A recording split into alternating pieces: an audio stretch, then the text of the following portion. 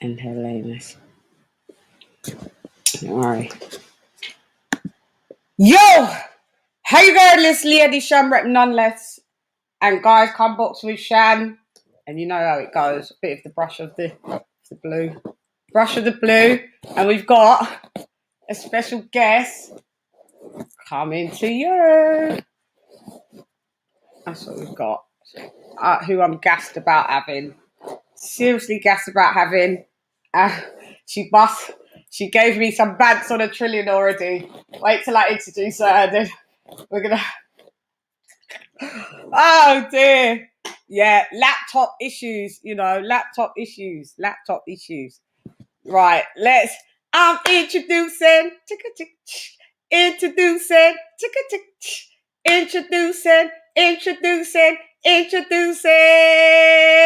Natasha Jonas. Okay. Yes, girl. What is up? Sorry. All I can say is sorry.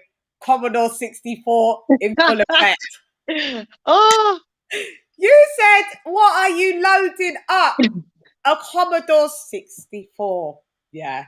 That's a shutdown. I'm an MC. I didn't even have a comeback for that one. Like, yeah, it is. It may as well be. May as well be. People don't realise I can be quite funny when I want to. No, hilarious. And you're from Liverpool, and you guys have got natural bants. It comes with it. A lot of people from Liverpool, I find, have got like great senses of humour. Like London people were a bit in it. Yeah, we tend to be no comment. I know. No, up north a little bit more friendly. I say that. Keep fan base intact. Yeah, yeah. So, Tasha, thank you for joining me, man. I'm so gassed. We pulled it off. We got there in the end. We got there in the end, didn't we, girl? We did, didn't we? I'm so gassed to have you. And I reached out, and you straight away was a dime a dozen. Cool, like, yeah, we'll get it done. And we're here. Wait, so we're gonna chop it up. Like, don't worry about what the last few events that just happened. You smashed it. We're gonna let's talk about it. You'll just talk about it. Because there's only a couple women that maybe I think you might be the only second woman that I've interviewed. I had Hannah Rankin on. Oh yeah, and she's a trip. I've got time for her. Like, she's such a nice girl. So yeah. And then I was supposed to have Rachel. Then she disappeared, and then when I realised she came back, it was because she had the dreaded C19. So So you're the second. Let me just make sure. Yeah, you're the second. You're the second female. First the worst, for the best. Yeah, no, you lot. Yeah, because I'm not that always up on game on all of the women's boxing, but like it takes like some someone that I see like that catches my eye like with the girls, and I'm just like, you're definitely one of them, man. Like sick fighter, sick fighter. So where do we start, Tash? Can I just say, if you can hear like snoring or anything, I've got a little French bulldog who's snoring away, so it's not me. No, it's all right. They do make they snore and fart, man. Oh, it stinks. Yeah, he's not doing that right now. I know. They do. They breathe. But it's all good. Oh, don't worry. I don't care. So, right. So we're going to take it back. The Olympics. 2012. Seems like so. Well, it is long ago now, but like it's not. Yeah, I know. The emotions and the feelings and the memories are so vivid. Literally, like it does feel like, even though it's a long time ago, it does feel like yesterday. Yeah, 2012, right? Yeah, that's right. Yeah, London. Yeah, 2012. How did that process? Like, take people down that watch about how the Olympic process is. How do you get into that whole process, and how was it for you anyway that you got into the Olympic trial first and that? When I first started boxing, there was no women's Olympics, to be honest. the highest we could get was, you know, going to the Europeans or the World Championships, and for me that was good enough. And then in 2009 they decided that it was going to be in the Olympics for the first time. We had to make a team GB because we'd never had a female team before. Yeah. So then, you know, our weight was probably the hardest weight category. I don't think Sav or Nikki would argue with that. Domestically and internationally, because I had the likes of Amanda, Chantel, Ruth Raper, all competing for the one spot.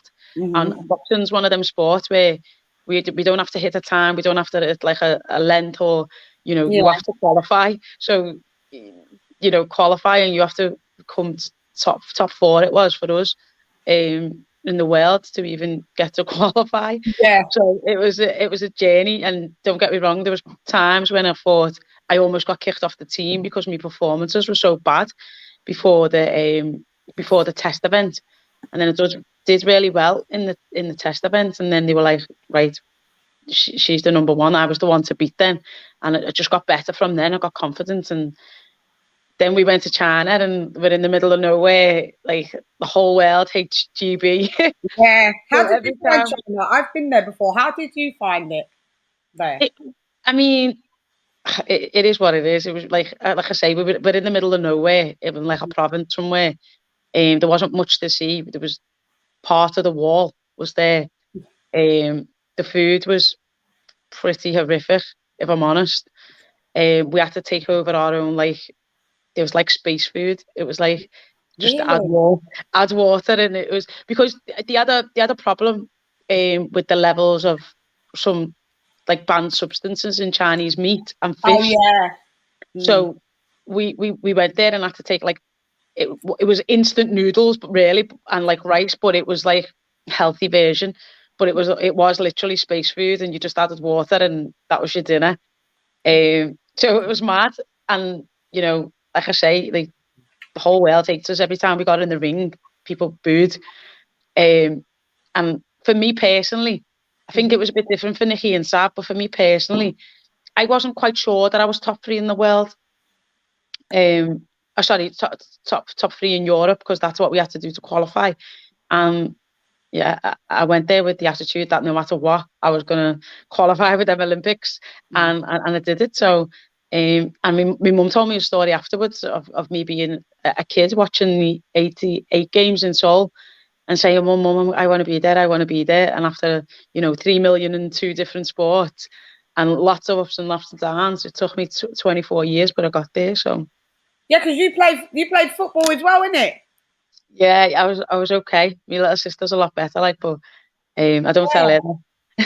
Like, yeah, you're like a natural athlete. And when you went into like the Olympics, because I know, like, you know, like the heavyweight lads, like they fight at like they're like super heavyweights that really when they come to the pros, they're heavyweights, and guys that have performed in like heavyweight on the Olympics tend to be like they're cruiserweights. Like, do you get what I'm saying? Yeah. Why can't it just be the normal, just whatever the weight is? Do you know what I mean? Right? Like, we'll go up, we'll go down. But what weight did you compete at? Have you always been a natural? You was 130. I know 135 on this one. But have you always been a 130? To be honest, when I first started boxing, I was a middleweight. I was 72 kilo. See, I can't do the kilogram business. Okay, I'm pounder, so yeah, you're 160. Yeah, 160. I didn't even get that out that fast, but really? So yeah, I was very heavy, but I was coming off not doing any activity for a year, and my coach, what's your height? 6 and a bit. You're 5'6" and a bit. Yeah, sorry. Oh, no, you scared me. I was like 6 foot. No. That's too many. I'm 5'6". Yeah, you're 5'6". All right, cool. Yeah. And then every year, my coach was like, right, well, we let you do this because it was the novices, but you need to go down. So then I went down to 66, and he was like, you've still got a bit to go. You could still get it off. I won the ABAs at 66 as well. Went to 64, won them at 64, and he was like, okay, you can still then it changed. Then 64 changed to 63. Yeah. This is all Wait, just kilos. tell me the names of it, and I can do what it is in pounds. I have no clue when it's in kgs. I'm with the Americans on this one. Oh, I don't know. It's hard. It's hard. So you started Lightweight. Oh no, sorry, it wasn't lightweight. It's welterweight, light welter. Light welter, so 140. Yeah, super light junior welter. Yeah. So then once I'd won it at the 63, they said, "Oh, right. Well, now there's the Olympics, and they're only doing the flyweight, the lightweight, and the middleweight." So it was either a choice of going up and competing against Savannah at middleweight, which was never going to happen really, or just like obviously losing the 5-6 pounds or whatever it was to go down and box at lightweight. So yeah, I went down and boxed at lightweight. And how far did you get? I've won a bronze medal in the world. I've won a silver medal in the Europeans. So I did okay. I've won a couple of EU golds, and I did okay. I'm probably comfortable, a bit more comfortable. It's easier for me to make the 135, 140 than it is to make the 130, but I can make it. This is what I was talking about with my friends. It's just like, because when I saw you and Taylor, I was like, everyone was like, Tasha's come up to 135, and I was like, she's tiny though. Like Taylor's going to be bigger than her. Like, and everyone was like, yeah. And then I looked, and then I was like, oh, Tasha's naturally like Taylor's actually small, isn't she? She's not small. She's a tiny little bit shorter than me. But like frame or not? Is it she's just a different frame? I don't know. Yeah, I think people are not as small as I thought you was. Yeah, everyone always says that. Yeah, that's what it was. I was like, oh no, I just wait, not took it off. No, yeah.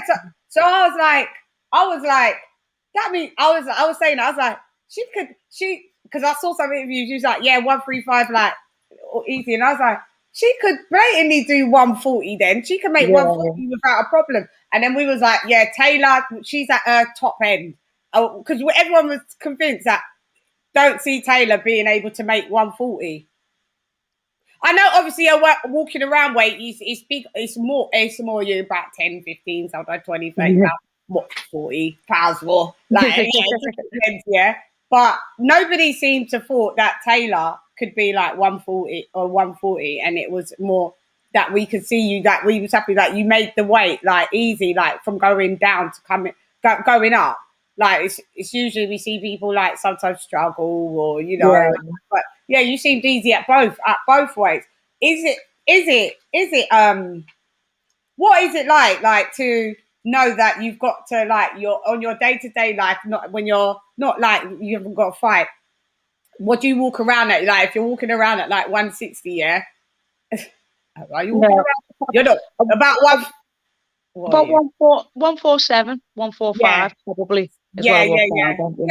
And do you find it easy to kind of like you're mindful of what? Do you have like a strength and conditioning coach? Do you have a nutritionist, or do you kind of just do it on your own terms? Like, no, I had for the Harper fight. I've always had a strength and conditioning coach. But for the Harper fight, I brought on board a nutritionist as well, because obviously it was a big opportunity and I didn't want to have a weight be an issue. So I've invested in myself a little bit, and ever since then, because of how good my performance was then, I kept him on especially for the Taylor fight, which is obviously another big fight. So and both times I performed well. That's not just off me nutritional, but it shows you how important it is. And the work that I do with Johnny, the strength and conditioning, and more importantly Joe, is that's your bread and butter. And if you don't invest in yourself, then like you're in the wrong sport, because you need to, especially when you get to a certain level. Yeah, exactly. So bringing it to the Harper fight. Wow, that's a mad one. Like, because how do you feel when you see it back? Like, because there was a knockdown in there, innit? So how do you feel when you see it? Like, do you like, I could have did that, or like I should have did this? I said I put a pull counter. I said I did the Philly Of shoulder roll. course, of course. I think every boxer's their own biggest Yeah, critic. they all do it. I asked them all, and they say they reflect on what it was. Some people Yeah. don't have to watch straight away after the lesson. That's Yeah. like, That's what, to be fair, I've watched it. I've probably watched Harper more than any other fight, and I've only ever watched it 2 or 3 times. I just don't like, once it's done for me. Like, I try not to even watch people, to be honest, because I just don't, it's not, I've never liked doing that, but I you got understand film that it's study. important. Yeah, I understand that it's important, and Joe does make me do it, but I've never been big on it, to be honest. I always like to just impose what I'm good at. I know, obviously with Katie, it was a long time ago, but we've boxed before, and I knew, and you know, I've done a lot of commentary on her fights. I know what she brings. I know how she is, and she knows me just the same. So it was more about imposing what you're good at rather than worrying about what she's going to bring to the table. And then so with the Harper one, is there so what was that for? Because bring me up on game. What was it? That was a title That was fight. for WBC and IBO. Yeah. To be honest, with the Harper fight, it wasn't even personal against Harper. It was all the stuff that everyone like was saying, like, oh, she's too old, she's too this, she's too that, and I was like, these are cheeky. Yeah, they're bloody I was cheeky. like, okay, if These times that's you what look you're saying, younger than we'll them. see. These times you look younger than the younger ones. Yeah, well, it's just like, You got baby face. I think they all almost thought that, like, oh yeah, like, I was a good name for Harper to have on a record. Like, she did proper just dismiss me, and I was fuming about it. And I was saying to Joe, like, I said to Joe, like, are they seeing something we're not? I said, Yeah. and they were saying, oh, she's fitter, she's stronger. She was like, I was saying, she's not. And they were like, yes. I was saying, okay, we'll see.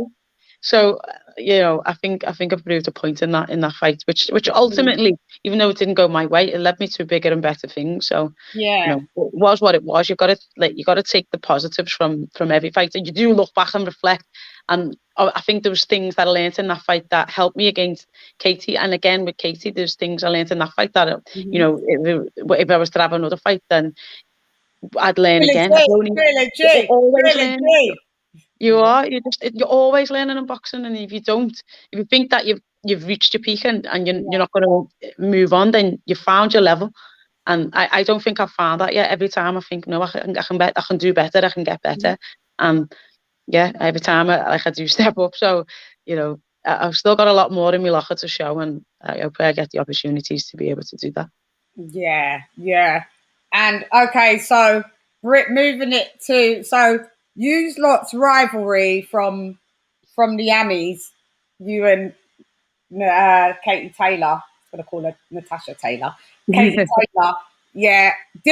Was there animosity in the amateurs? Did you lot as just people, like, did you lot get on anyway, or was it? Yeah, there's only like when we'd go to tournaments, you'd see the same people every year because like there was no one in Ireland that was beating Katie. So she was at every tournament. You know, we was Team GB. There was no one beating us in our ABAs. And then the same with the Russians. Well, sometimes the Russians had changed actually, but then like all the other countries, they was their country's champion. So you'd see them all on the circuit, every tournament, every international, you know, thing. You'd see them all the time. So, and because like we're like English speaking, us, Scotland, Wales, Ireland, like America, USA, we all kind of like stuck together.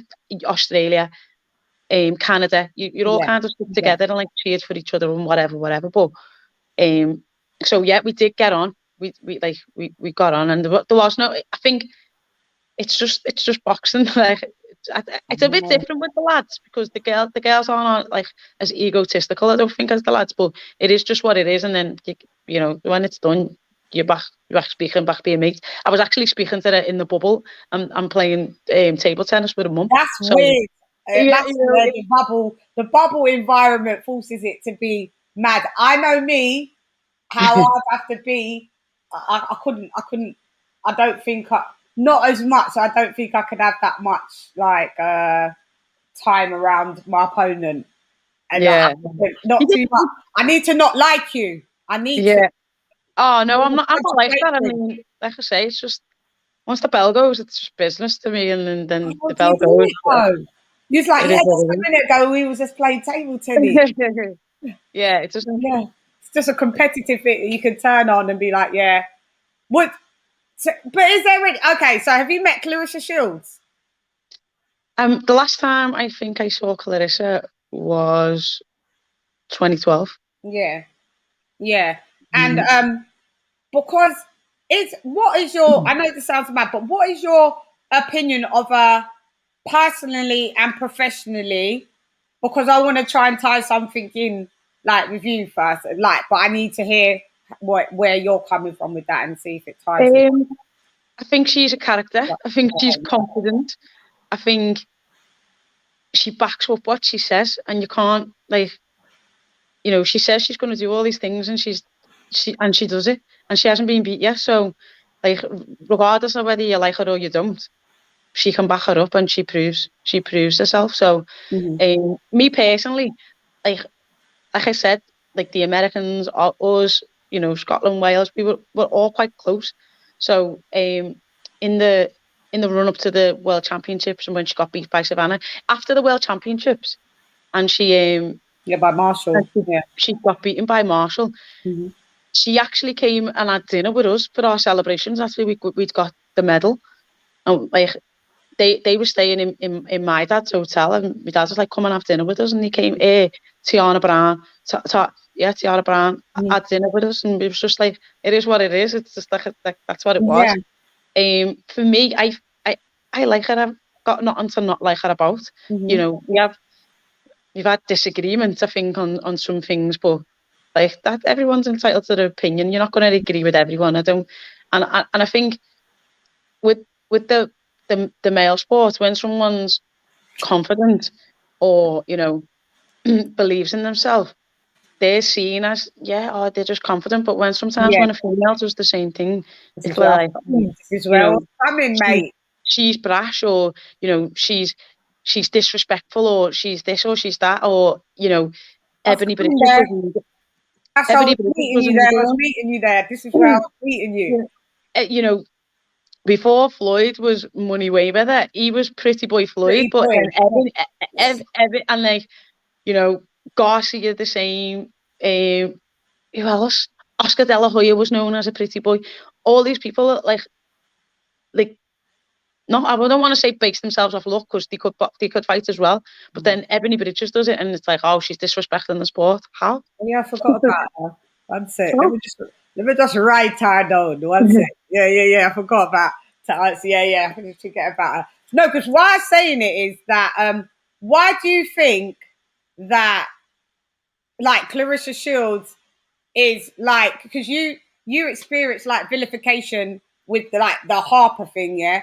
Why do you think Clarissa Shields is vilified? Because I know a couple of people that know her, but I haven't actually asked them this question because it just didn't come up. It just wasn't really relevant at that time. But like, why do you think that she's vilified for the things that you've just said, that she just does her thing, she's a good boxer, no one's beat her, she backs her talk, why is she the villain?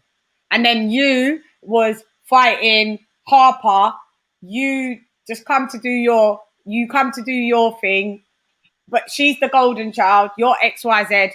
Can you see the tie-in that I'm trying to make Yeah, it? I see. I think for us in Britain, I think we're just not like that. I think the Americans like that kind of thing where, people are outspoken and whatever. And I don't think we as British, like, genuinely, our like society likes that. We like the Anthony Joshua be humble, and the Joshua Boatti, it's just business, and we love all them humble Yeah. beginnings. We love a story, and we love to get behind like a character, but not like, we Not a Floyd Mayweather s yeah, character. we Yeah, don't like that. Whereas the I can't be Americans, like, confident. You're they're not allowed. they're we're all about, the taking part that counts. And it's the being part of something good and being part of something big, and that's, as long as you try your best, that's what Britain is about. And America is just not like that. America is about winning at all costs. Go, And go, go. Yeah. yeah, so Yeah. they're not bothered about the taking part. They don't want you to take part. They want you to win because that's all that matters to them. Yeah. So our like kind of values and ideology are a bit different. For myself, yeah, I think it was just Harper was, the one. I was the away fighter. Harper was the one they'd invested in. She was the young up and coming, just beat Eva Wallström and just done this and just done that and You think whatever. it's racial? This is where I'm going because I'm brash like that as well. I don't business. I just say what I want. Like I have respect for people but I like respect given. At the end of the day, I'm friendly. Whatever you are to me, I can mirror it. That's yeah. what I do. Yeah, and yeah, some people like it. Most people like it, and some people don't. But what I feel that in good old Britain, yeah, like if you're black or brown and you've got balls to say so, like whether you're a guy or a girl, they don't like it. When you're Savannah Marshall, you're allowed to say, yeah, she's scared of my punches. I'll just punch her up any day of the week. You get me? Like, okay, you're allowed to say that though, but you're not aggressive. I'll come back to Clarissa Shields and be like, yeah, I don't know, like we was cool before. Like, yeah, she beat me in the amateurs. We're different boxers. We're different fighters now. Villain. Yeah, I do think people are assigned certain roles. But do you know what? You know what it is more than anything? I would like to think it's not. We'd like to think it's not, you'd but like to think it's not. But yeah, like it is. It is. You'd like It's to subconsciously. It's very covert, and it is. Yeah, I know. You don't want to. You don't want to.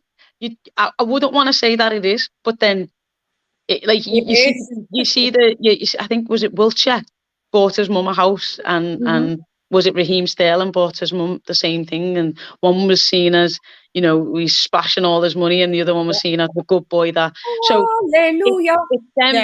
It's them little things, and when we were talking, I was talking not long ago to Gareth Davis amongst other people about the Black Lives Matter things, and I was saying like, the best way I could describe, and this sounds like terrible, but the best way I can describe racism is me and you.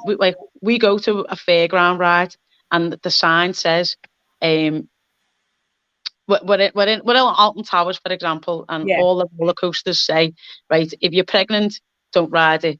If you're, got high blood pressure, don't ride it. If you're under a certain height, don't ride it. If if you're this heavy, don't ride it. And you might read it for the first couple of signs, but after that, you know that none of them apply to you, so you don't really read any more signs. You just get on the ride. But if you're pregnant, or if you have high blood pressure, or if you do something, you're going to look at every sign to see which ones you can get on. And that's basically, in a nutshell, what racism is. Because doesn't apply to you, you never really see it. And when we was trying to explain to people is, I don't need to see an NF badge or someone saying the N word to know that I'm not welcome. It can be a look. It can be a vibe. It can be something put in the way, and it's aimed at me. A barrier put in the way that's specifically going to be aimed at me, and that's what racism. That's what systemic racism is. It's not. We all know society doesn't allow racism anymore. We're not allowed to say. It's covert. Yeah, exactly that. It's covert now. So people. But I would rather it be overt, because then I know what I'm dealing with. So I would rather people just be like, right, I'm racist, because and then I know. And then at least I know how to deal with you. Yeah, I know. I know that you probably aren't going to get on. Yeah. But when it's all under, and do you know what? Sometimes the most difficult conversations are the ones that are worth having the most. And people are like, oh, yeah, since this, has it changed? Well, no, not really, because my nan was going through the same. When I tell my nan about stories that has happened to me, she's like, yeah, that used to happen to us, but it's got a little bit better, but it's still happening. So that really and truly proves that it hasn't really come that far at all. Yeah, it's not enough. So we're still having these same conversations. My nan was born in the 40s, So we're now in 2021, and we're still having these same conversations. So has it come along? Yeah, a little bit, but not very much, because we're still having the same conversation. Underground. It's gone from overhead train to Yeah. the London Underground, or the whatever the underground in your bit. It's gone from up there, but it's just gone down here now. It's a different mode. It's a different mode of transportation. No, it's the same mode of transportation, but it just in a different way gets you there in a different way. Exactly. So yeah.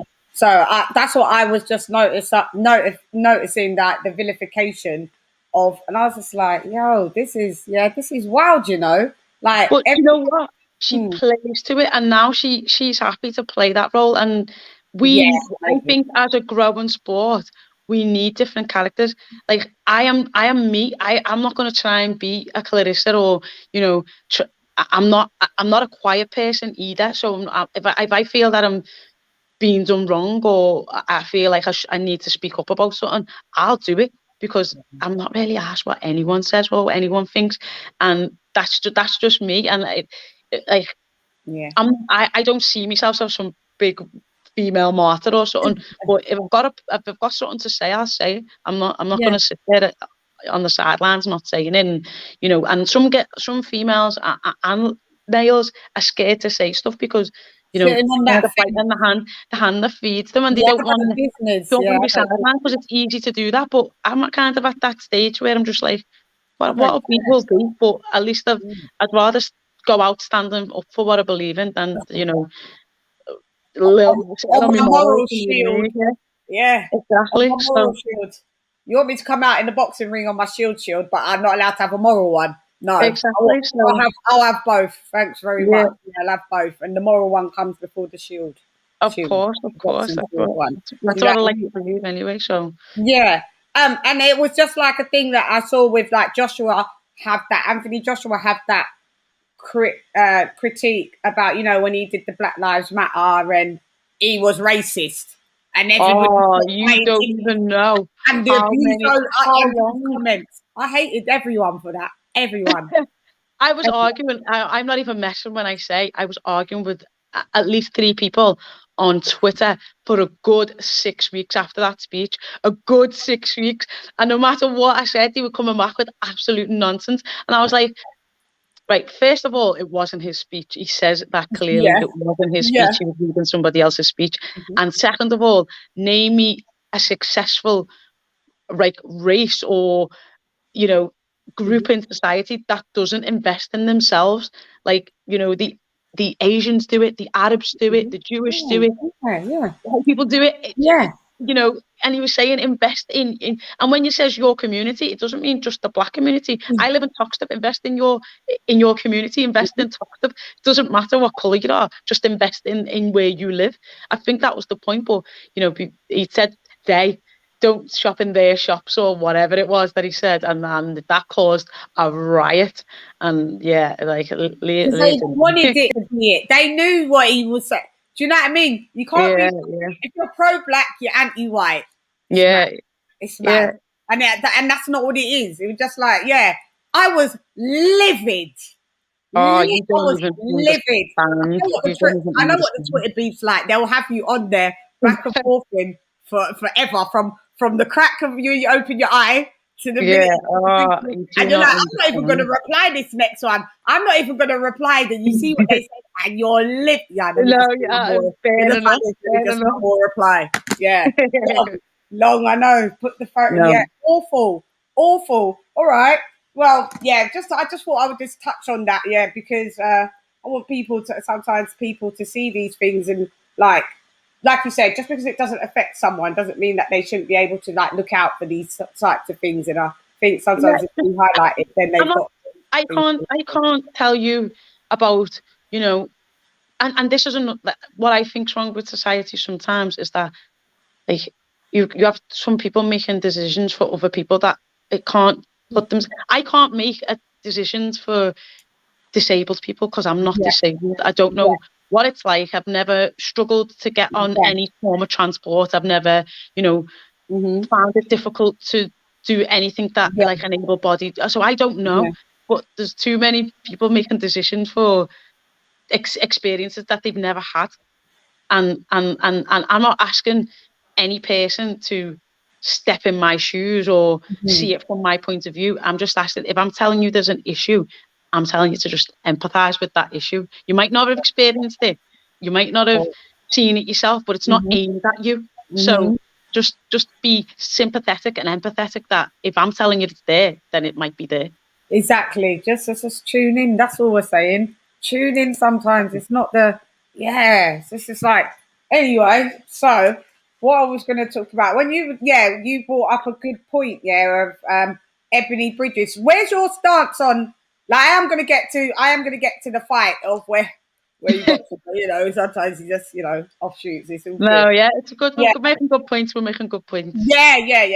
And you're giving me good points to actually highlight as well, which I like. So with Ebony, did you? Can I just tell? I like Ebony. Yeah, no problem. This girl can't come on my show ever. Not Ebony Bridges.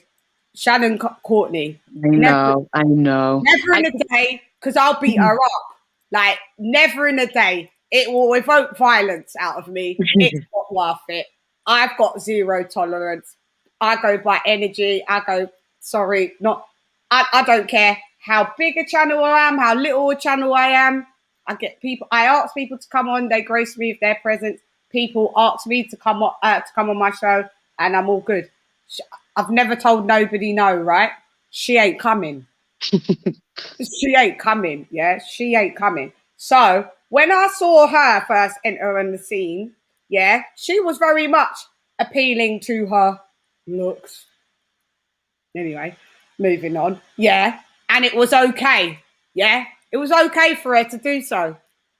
The next girl comes through, Ebony Bridges, and does her little dance. Yeah.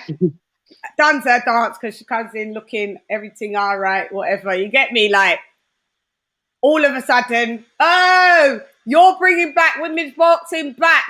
No, they made everyone look at that weigh-in. Women, men, whoever. Like, it's not like there was more people tuning in to see what Ebony was wearing than there was for Shannon Courtney. I will say that. Of course there was. Like, I don't think, there was a lot of people that wanted Shannon to win, but I don't think I've seen.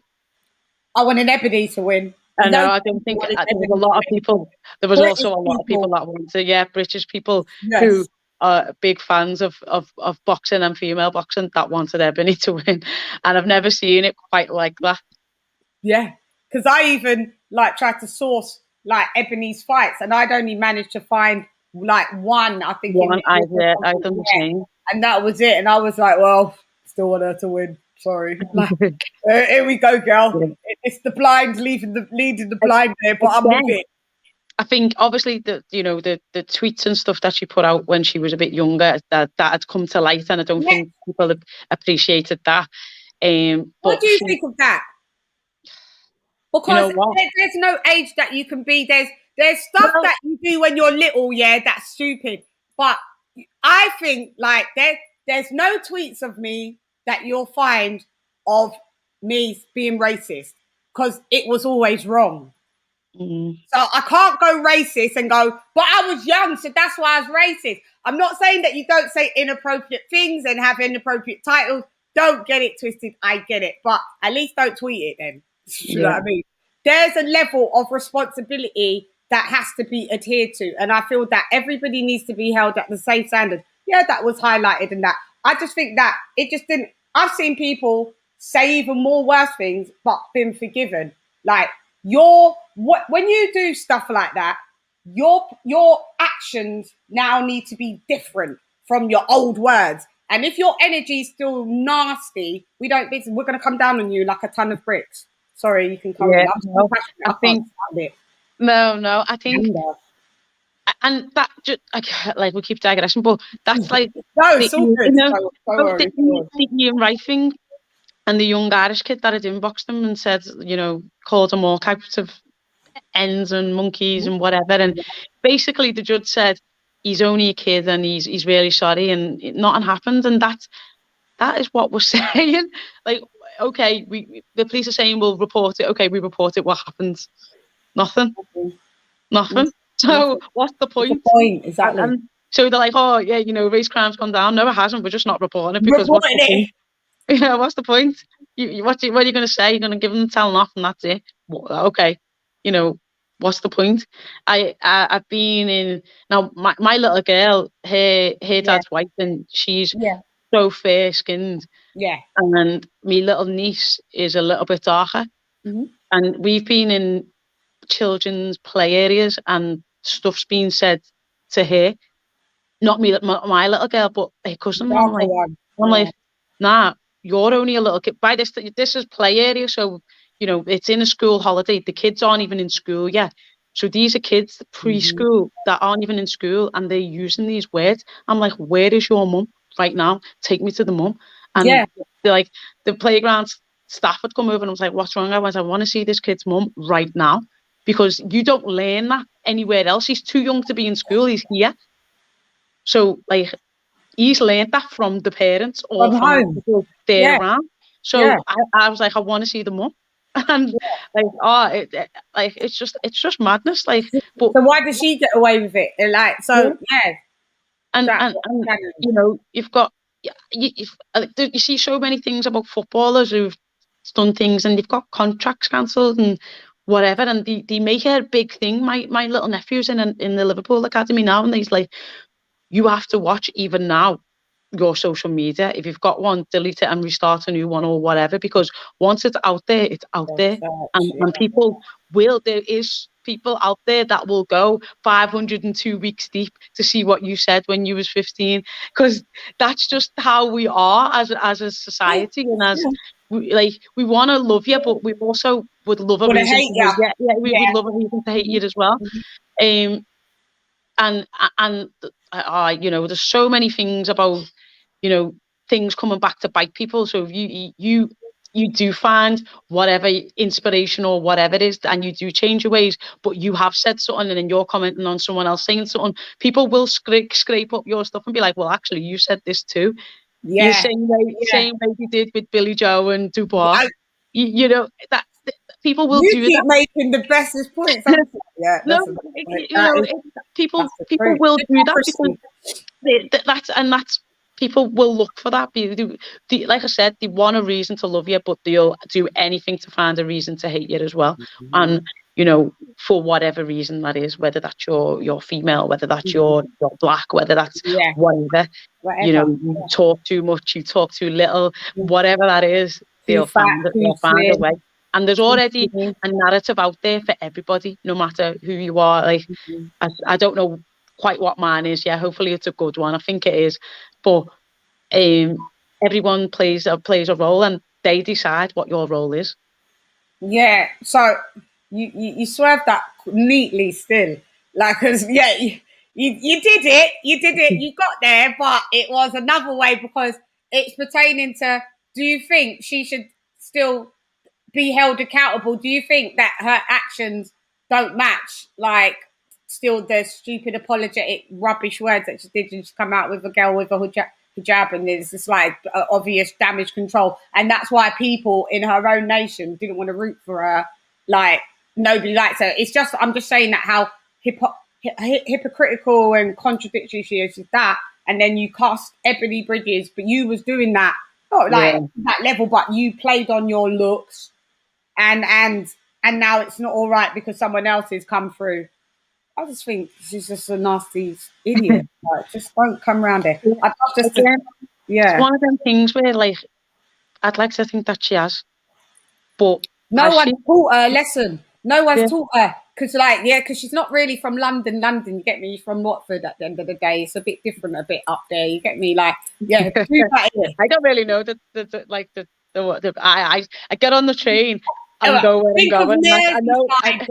Think of being in Merseyside, like you're like from Mersey. Just say like you're, I don't know, but I'm just saying, like I'm from Merseyside, and then you're from where they film like Hollyoaks. Yeah. Different vibe, different pattern. What you can say up round there and all that, it's all good round there. Go and do that, and go to Merseyside and say that, and see how the outcome is. That's what it is for her, because she's just stayed in her little surroundings. So right in her surroundings, she's tough. It looks like tough. Come London, game over, game on. Yeah. Again, I just... Yeah, she needs to learn. It's just not cool. It's cool if you made mistakes and you still rectify, like I said, with your actions and your attitude. But if your attitude isn't going to, if your words are not matching your actions, or like if you can say something and do something of the complete opposite in it, and it's just like, like, how do we gauge you? Like, just make it make sense. That's all I'm saying. And it was just like, yeah. And go on. I try and like, I try and be supportive of all women. So yeah, like, it's, I can't think of a time, but I'm sure someone will pull me if I have. But I will never bring another female down to raise myself up, because I'm like, well, I wouldn't be supporting women if I did that. I'm here to promote, I'm here to inspire, I'm here to encourage, you know, all empower, whatever, all them buzzwords. That's what I'm here to do. But if I'm slagging someone on and bringing them down to do it, then I'm not really doing that, am I? This is what I'm saying. You don't need to drag down another to break. That's how it is in boxing. You know, box fight fans, they're like there's such a, this is, yeah, so we can digress into it because we can let her go now. You know, in boxing, like, have you realized like certain fan bases are just like of specific fighters that are just like, to me, yeah, I've come from music, so coming into boxing, like, I've never experienced so much like slander, people just like, they say the most nastiest things to me online. I never experienced it doing music. I swear to you, like, people that follow you in music, they follow you because they already knew you and they like you, so you only get like your vibe. Like, see, fight fans, they're off, they're off because they follow you. They like, I'll do this, and then there'll be like all comments of like good or whatever, and then there'll be the trolls, and then I'll go and appear on, sometimes I go on other people's platforms and be a guest there, myself, and then they'll follow me there, and like on the live I'll see the same names going, like, and then they'll just follow me, and it's only because like we like different fighters. It's wild. Listen, social media gives a platform for everybody, and whether rightly or wrongly, everybody's got an opinion, and they'll say what they think.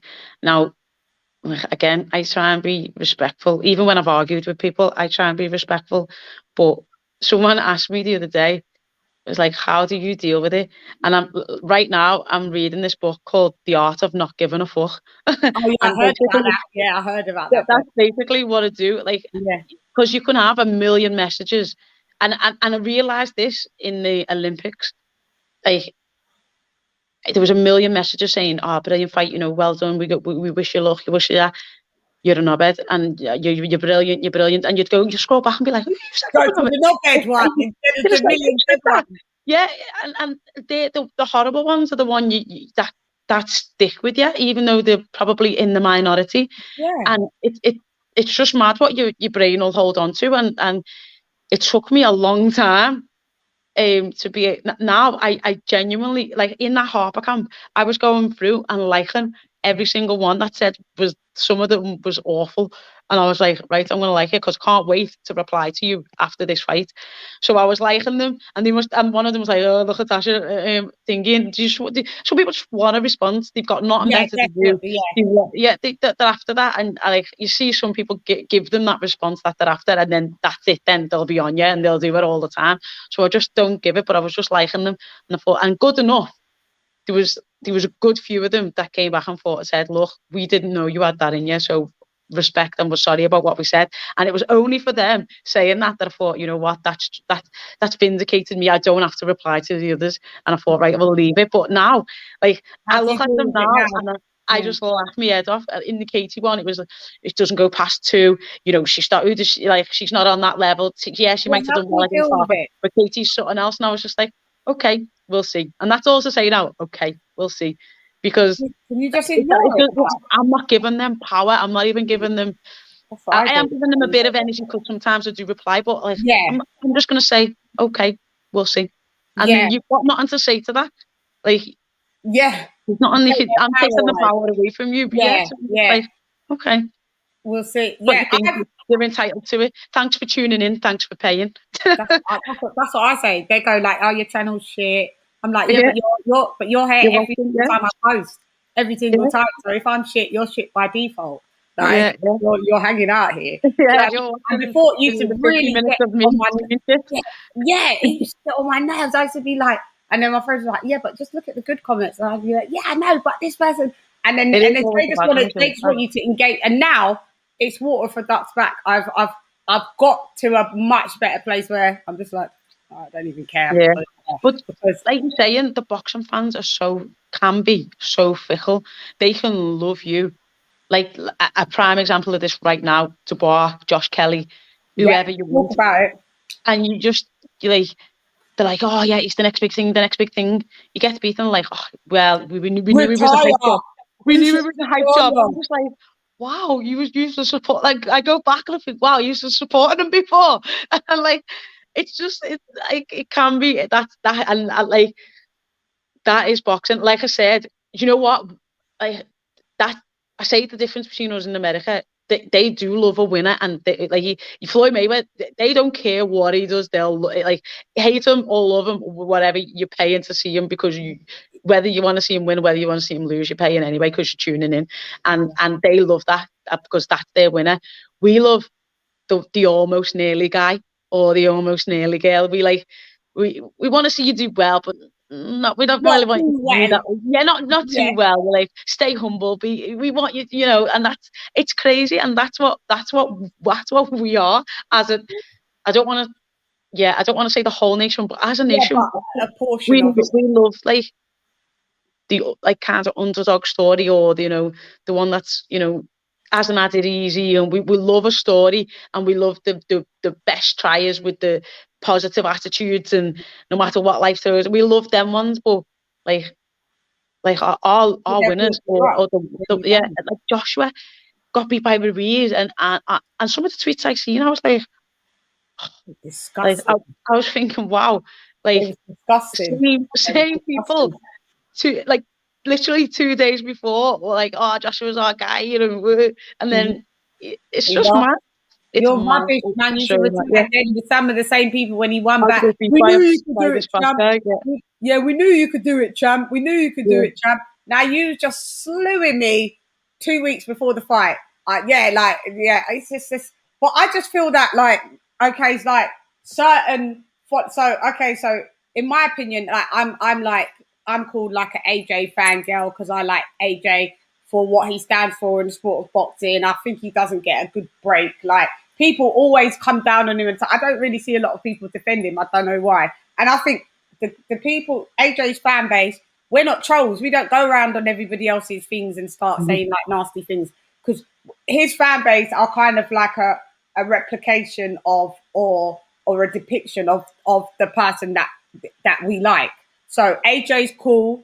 It's fact, and they're realist. AJ's realistic. He's not deluded. He doesn't come up with a million excuses. So his fan base tends to reflect that. Then she's like, "Why did I come on this show?" Because I'd say, then you got the Tyson Fury fans, and then you got the Deontay Wilder fans, mhm. and they're mad. They come hand in hand. There's fans, yeah, that's normal, all right, supporters. But then when you've got the ones that have gone to the extreme, I find them very both divisive, and there's where you have problems, and they're the ones that troll me. Yeah, Deontay yeah, Wilder ones troll me like ridiculous. If I say something that's not that great against Tyson Fury, that's where we're following common ground. Like, yeah, she's all right. Minute I say something yeah, about Deontay Wilder, yo, she's a coon, she's a sellout. Like, yeah, it's usually the American ones saying all of this anyway. And then with the same with the Tyson Fury fans, oh, she's this, she's that, or you're this, or you're that, or I see them go and they troll. Like, what? Have you ever seen that? Have you ever identified that? Like at all? Do you ever see that?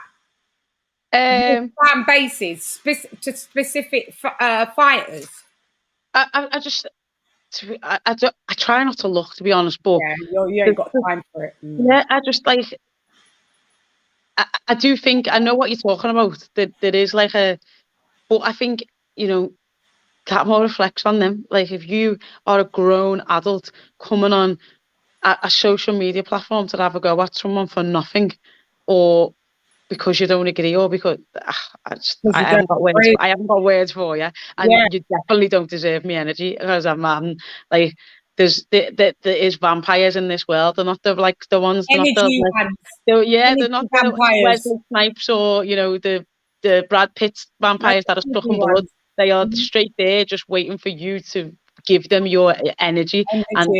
And you just I don't get involved with it or try not to anyway, because you can fall into a trap. And I remember as well, Josh put a picture of his sister up, and I was like, oh, how beautiful is your sister? Like, may she never have to put makeup on her skin. Oh my God, you should have seen the reaction. For 2 months, I was arguing with people about this comment, and I was like, I'm actually saying his sister's beautiful. Like, what is your issue with that?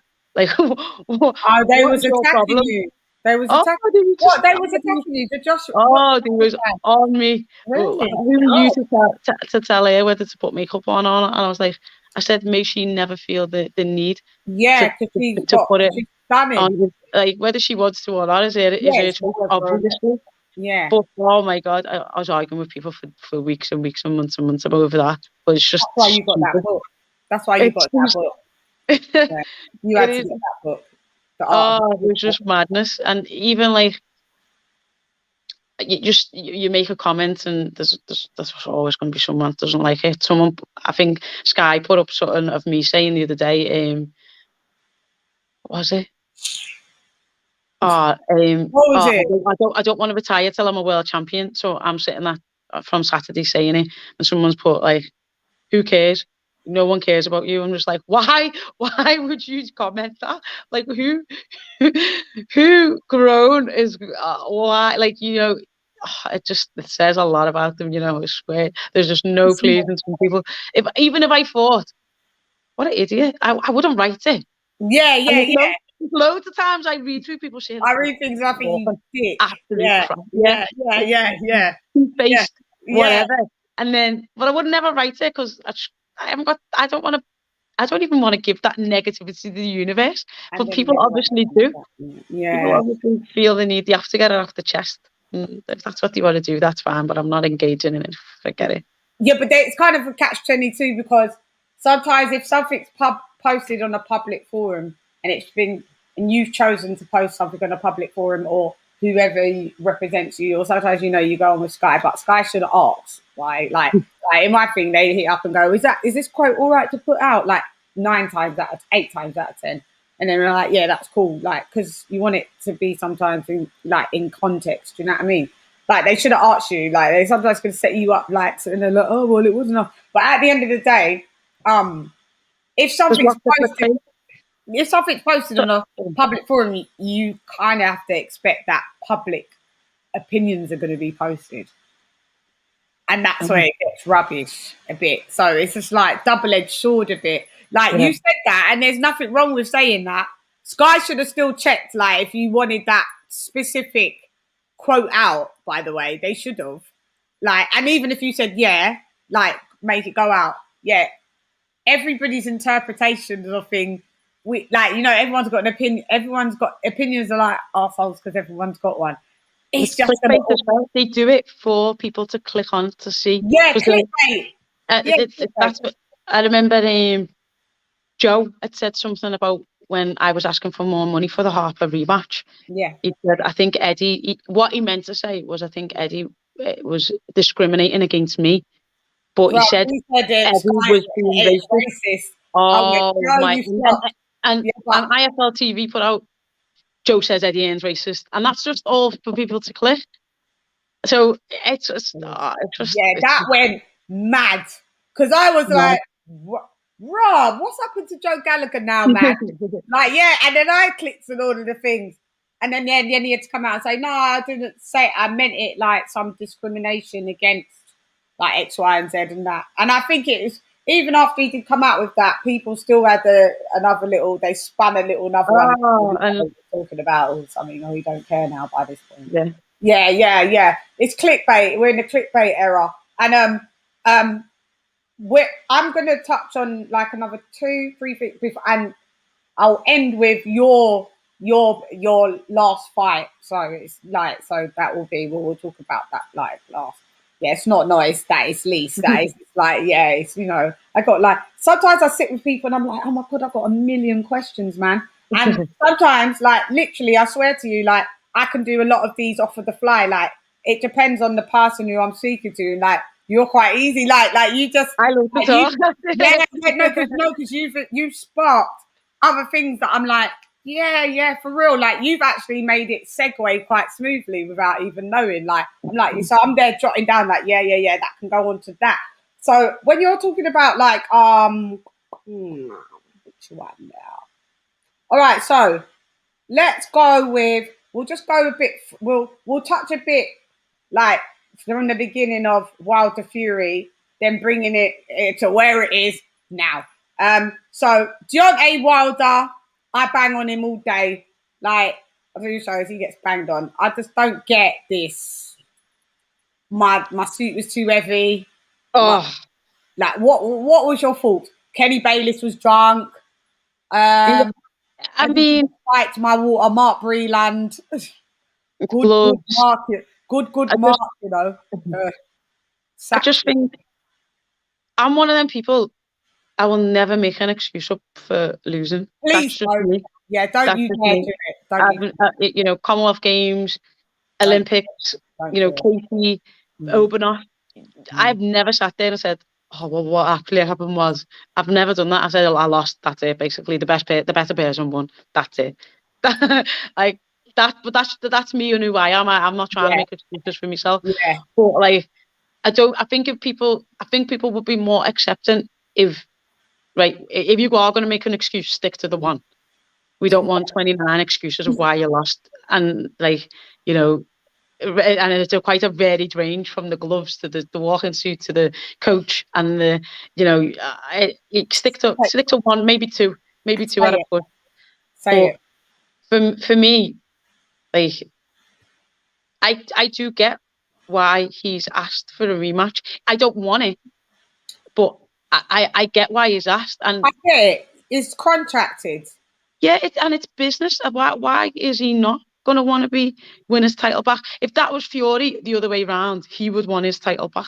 No, he wouldn't. He'd vacate and go about his business. Or if that was, he'd vacate the rest of the belt that he had left and go. Joshua had the rematch with Ruiz because he wanted his title back. Yeah, because Joshua's real. He's a proper, like, there's different levels, Tash, of people in the sport. I don't know why people are getting on his back about wanting a rematch for the title, because no, I'm not.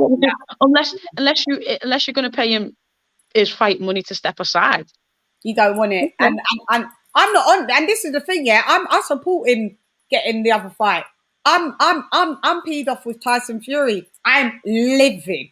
Yeah, I'm livid quite a lot in it. Like, this might be the wrong job for me, because I'm livid for a lot of people.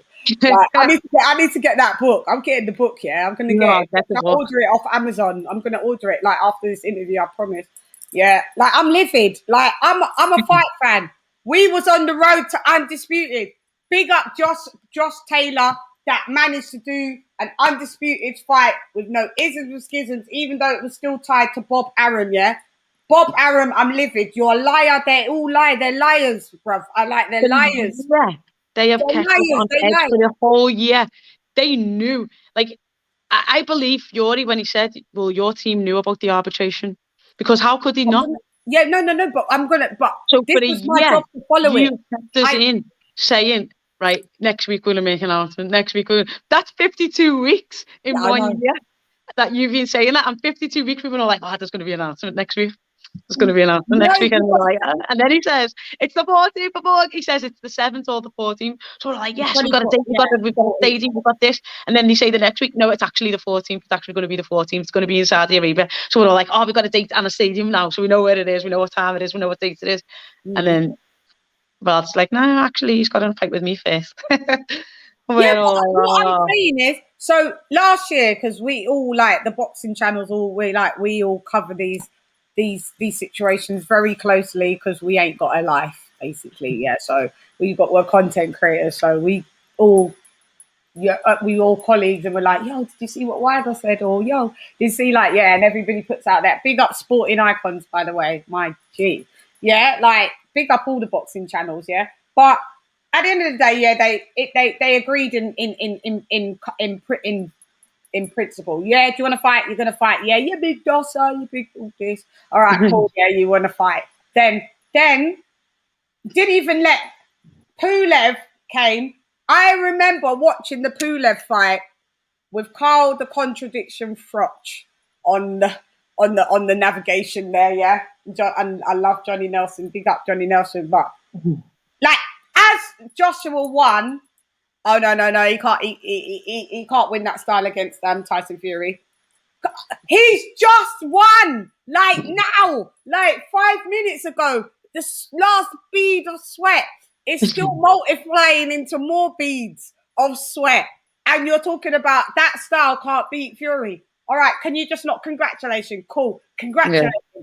Then the narrative, Fury's like, oh, look, you were scared to even say my name. Oh, you big dosser, like, hey, you shithouse bum, and all of this, yeah. And all right, cool. We fast forward it up. We're gonna make the fight, but within that meantime, remember, I don't know, the pandemic. I don't know. We got told that the contract had expired. Yeah, so the contract had expired. We got told the contract expired because of Bob Arum, and so Tyson Fury stopped mentioning about Deontay Wilder, and he was going to fight Caballero December, whatever, whoever. And then all of a sudden that went quiet. January hits. Oh no, they was like, no, we haven't got any money to do the fight. Like, we ain't got any money. We ain't got no money to do the December fight. We need a crowd there. But even though Tyson Fury, like weeks before that, said, I'll fight anyone without a crowd and all of this, yeah. Yeah. Now all of a sudden it's bare knuckle for 40 million. But anyway, just pay Wilder then. Just don't get me started, Tash. It's just a joke. And then so then we move it up to that fight's not happening because they don't have no money to do it. And then there's mediation first. There's mediation. Oh, but the contract's expired. Bob Arum, don't worry about it. It's okay. Yes, no other reason that it, the Bob Arum voice. Bob, you're 90. Anyway, so yeah, that happens. Everyone's like, all right, cool. Then it goes to arbitration. So obviously what they was trying to mediate, it's not happening. So we're like, rah, if the contract's really just expired, why is this mediation thing like gone to arbitration? You get me? Like, wow. Oh, it don't matter. And we're getting told by everybody. And then certain people, they've kept storming it. And then, all right, you big dosser, you big dada, we're going to do the fight for undisputed. Now, this is where I take this as like why Anthony Joshua is going off, and I would go off. I go off for lesser, as you can see, yeah. Like, imagine they was trying to make him vacate his belts just to take the fight because of all of the sanctioning bodies. Oh, let's just vacate the belts, and if it means that's how we can do undisputed.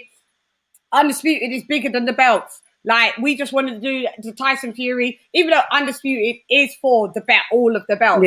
Yeah, the fight was still built up that it was bigger than, like, forget the belts now. We just want to see who's the best out of us two. Yeah, even though one's resume is dead and one's resume is impeccable. Yeah, I've did resume shows. Don't worry, you can chime in where the bits suit you.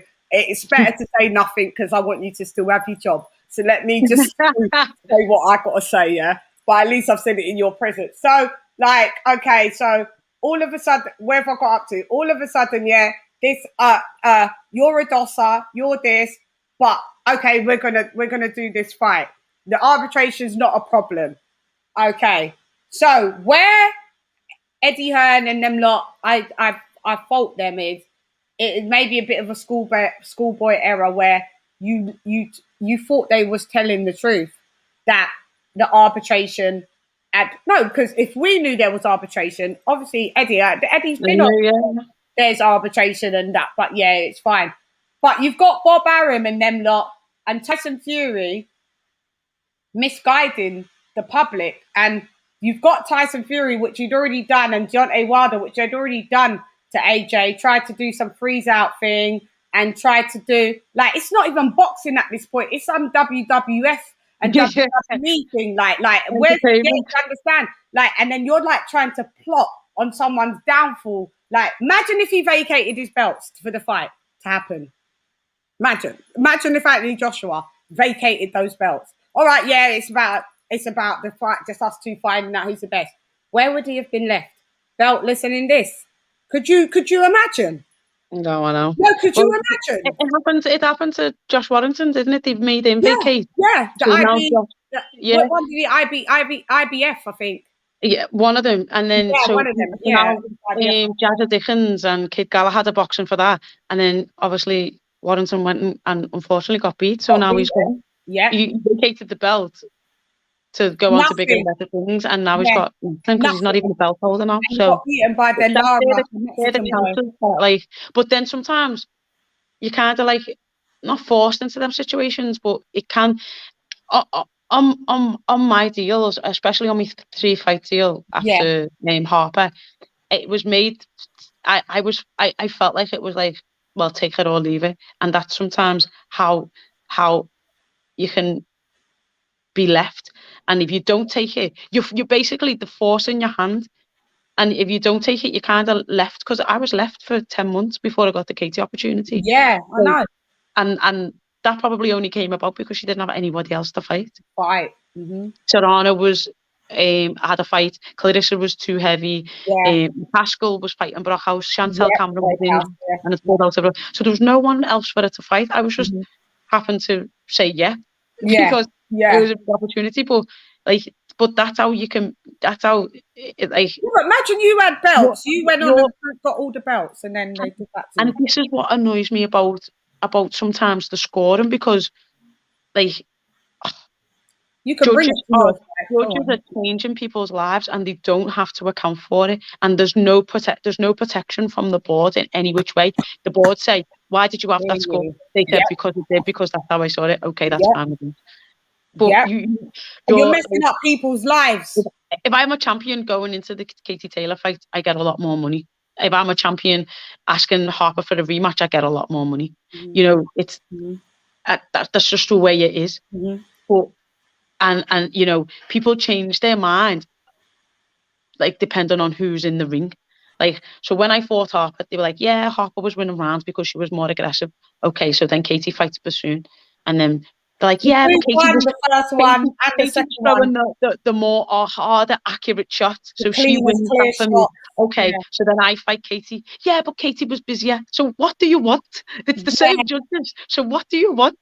You can't change your mind depending on who's in the ring. You like what you like regardless. And I'm like, when I'm sitting there doing the Skype commentary, I do like try and be as fair as I can. I have, you know, there's people like Gamal Yafai at the weekend. I've got, when I say a long relationship with Gamal, I was on the squad with him for almost 5 years. I know him very well. Joshua the same. So when they fight, I Josh Taylor the same. When they fight, I want them to win. But when I'm talking about what I like, I'm going to be honest. So if I think they've won the round, they've won the round. If I don't, they haven't. Regardless of who they are and what they are and how well I know them. Like, that's just me.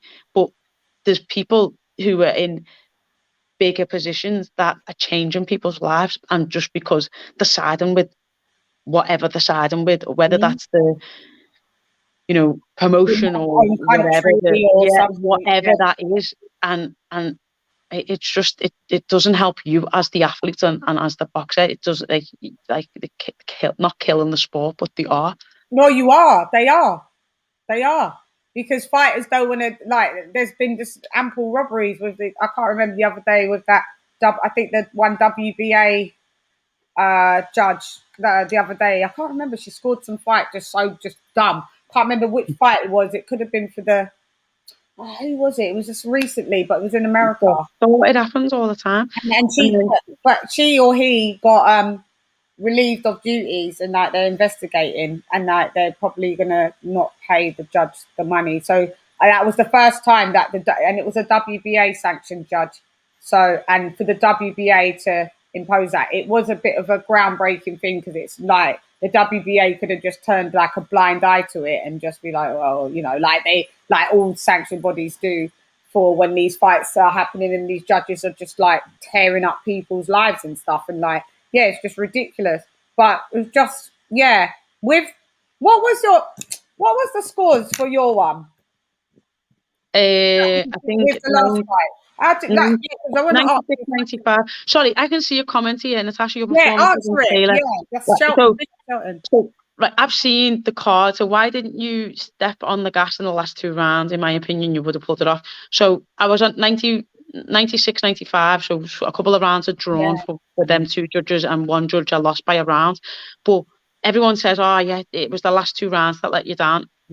I actually on all judges' cards won round 10. So in actual fact, it was only round 9. And I actually think I have a good round 8, but she gets round 8 on 2 of the judges' cards, and I think 1 scores it a draw, or what, I can't remember exactly what it was. So it was round 9 that let me down, not round 10, because I win round 10 on, I think, all the judges' cards. Yeah. How did it, man? I went into that fight wanting you to win. Like I was rooting for you. I was. And then I was watching it live. I think I did a live watch along of that, and I had a just edging it. I had a just edging it, to be fair, but I didn't score it. So what we're gonna do is I do this thing where I do I have like my subscribers and they come on a panel and we all rewatch a fight that's close. So, you know, we give it a break and then we rewatch it again with different eyes. And then we did that with like Wilder Fury 1. And I was like, Wilder only won 2 rounds in that fight. Like, do you know what I mean? I watched it yesterday. I scored it. I had Wilder 115 to 113. Wilder won. I know everyone was like, it was a robbery for Fury. But you need to rewatch it again. And no, I think I was the only person in the world that actually had it a draw. I swear I had it a draw on the night. Round draws. Yeah, had it 6 rounds and round 6 draws. And another thing is that people are genuinely scared to give a draw for a round. If you think that the round is so hard if you think a round is too close to give it to one or to give it to the other, just draws it at 10-10. I don't know why judges don't do that more often, because some are hard to score, so just give it a 10-10. This is what I'm saying. Shelton, big up to you, because Shelton was the guy that's asked this question. He was on the panel yesterday when we did the Deontay Wilder thing. And like the lads are always like, I'm like, for me, this is like a swing round. And they're like, nah, man, you got to just have to force a 10 or a 9 for one. And I'm like, but it was even. I've gone down kind of like the rules, who's like landing clean, effective shots, none of them. Who's who's pressuring, really none of them. Like, who's showing ring generalship, kind of both of them to the same level. Like, so it's a 10-10. Like, do you understand? It's a 10-10. But I didn't score yours. I just was just going by, that you're right. Round 9 was the round that if you would have pulled off round 9, you would have. I know, and it was round 8 against Terry. It was round 9 against Taylor. Eventually, Joe will get 10 good rounds out of me, and I'll win. That's what'll happen. So eventually, I'll just do the full 10 the way I'm supposed to, and I'll win. Yeah, so, but it was close, man. Are you guys? Can you just not go again? Oh, I'd love to. I'm hoping to. I've got more chance to get a rematch with Taylor than I have with Terry. That's it. I say that. Katie's not scared to fight anyone. She'll fight anyone and wants to prove a point. Whereas I genuinely, I do think Terry wants the rematch. I just don't. I think her team don't. Her team don't, because they know that you'll get it. So it's So it might be just keep you. So, but are you working towards that to see if you can? Because if that, all right, say you don't get the rematch with Taylor, where would you look to go? Because I have people going to me, oh right, everyone's age, you have to retire. Like, I get women. I think women kind of break down a little bit quicker than the men, in certain angles of when you get to an age. But you, Katie Taylor, you lot are both baby faces. babe, that's like it doesn't apply to you. It doesn't apply to you lot used to. Well, you the most, but like, yeah, but I know what I mean by Taylor. Like, she does still. She's all right. Go on. Yeah, you the most. Like, yeah, you look like super wet, like the youngest out of like I could pick out of them like a lot. It's mad, isn't it? Like, it's crazy. So, and I'm way the oldest. and yeah, this is what I'm saying. This is what I'm saying. This is what I'm saying. So it's wild. But so where, if you don't do Taylor, where do you go? I think, well, there's obviously Choi now. Obviously she needs to fight someone. Who? Choi. I Choi. don't know. You put the South Korean, I think she is. Yeah. I was going to say Chinese. And then there's, like I said, I can go up to 140. There's McGee, Linadatu. I think one of them just vacated the belt as well to go and fight.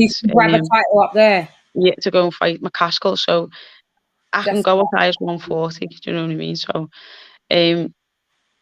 would that be a move that anyone? Yeah, because that may make more sense, you know, like just go like a clean slate, just go up, man, and like finish up there, innit? Whatever happens up there, you either smash it or you don't. Like, that's where you like where you. It's better than. Yeah, it's I'm a person my whole life. Like, all I've done is take me opportunities when you come. Opportunities don't find you. You have to put yourself out there for them to come to you. Do you know what I mean? And you know, all my life I've had people tell me who I can be, where I can reach, what I can become.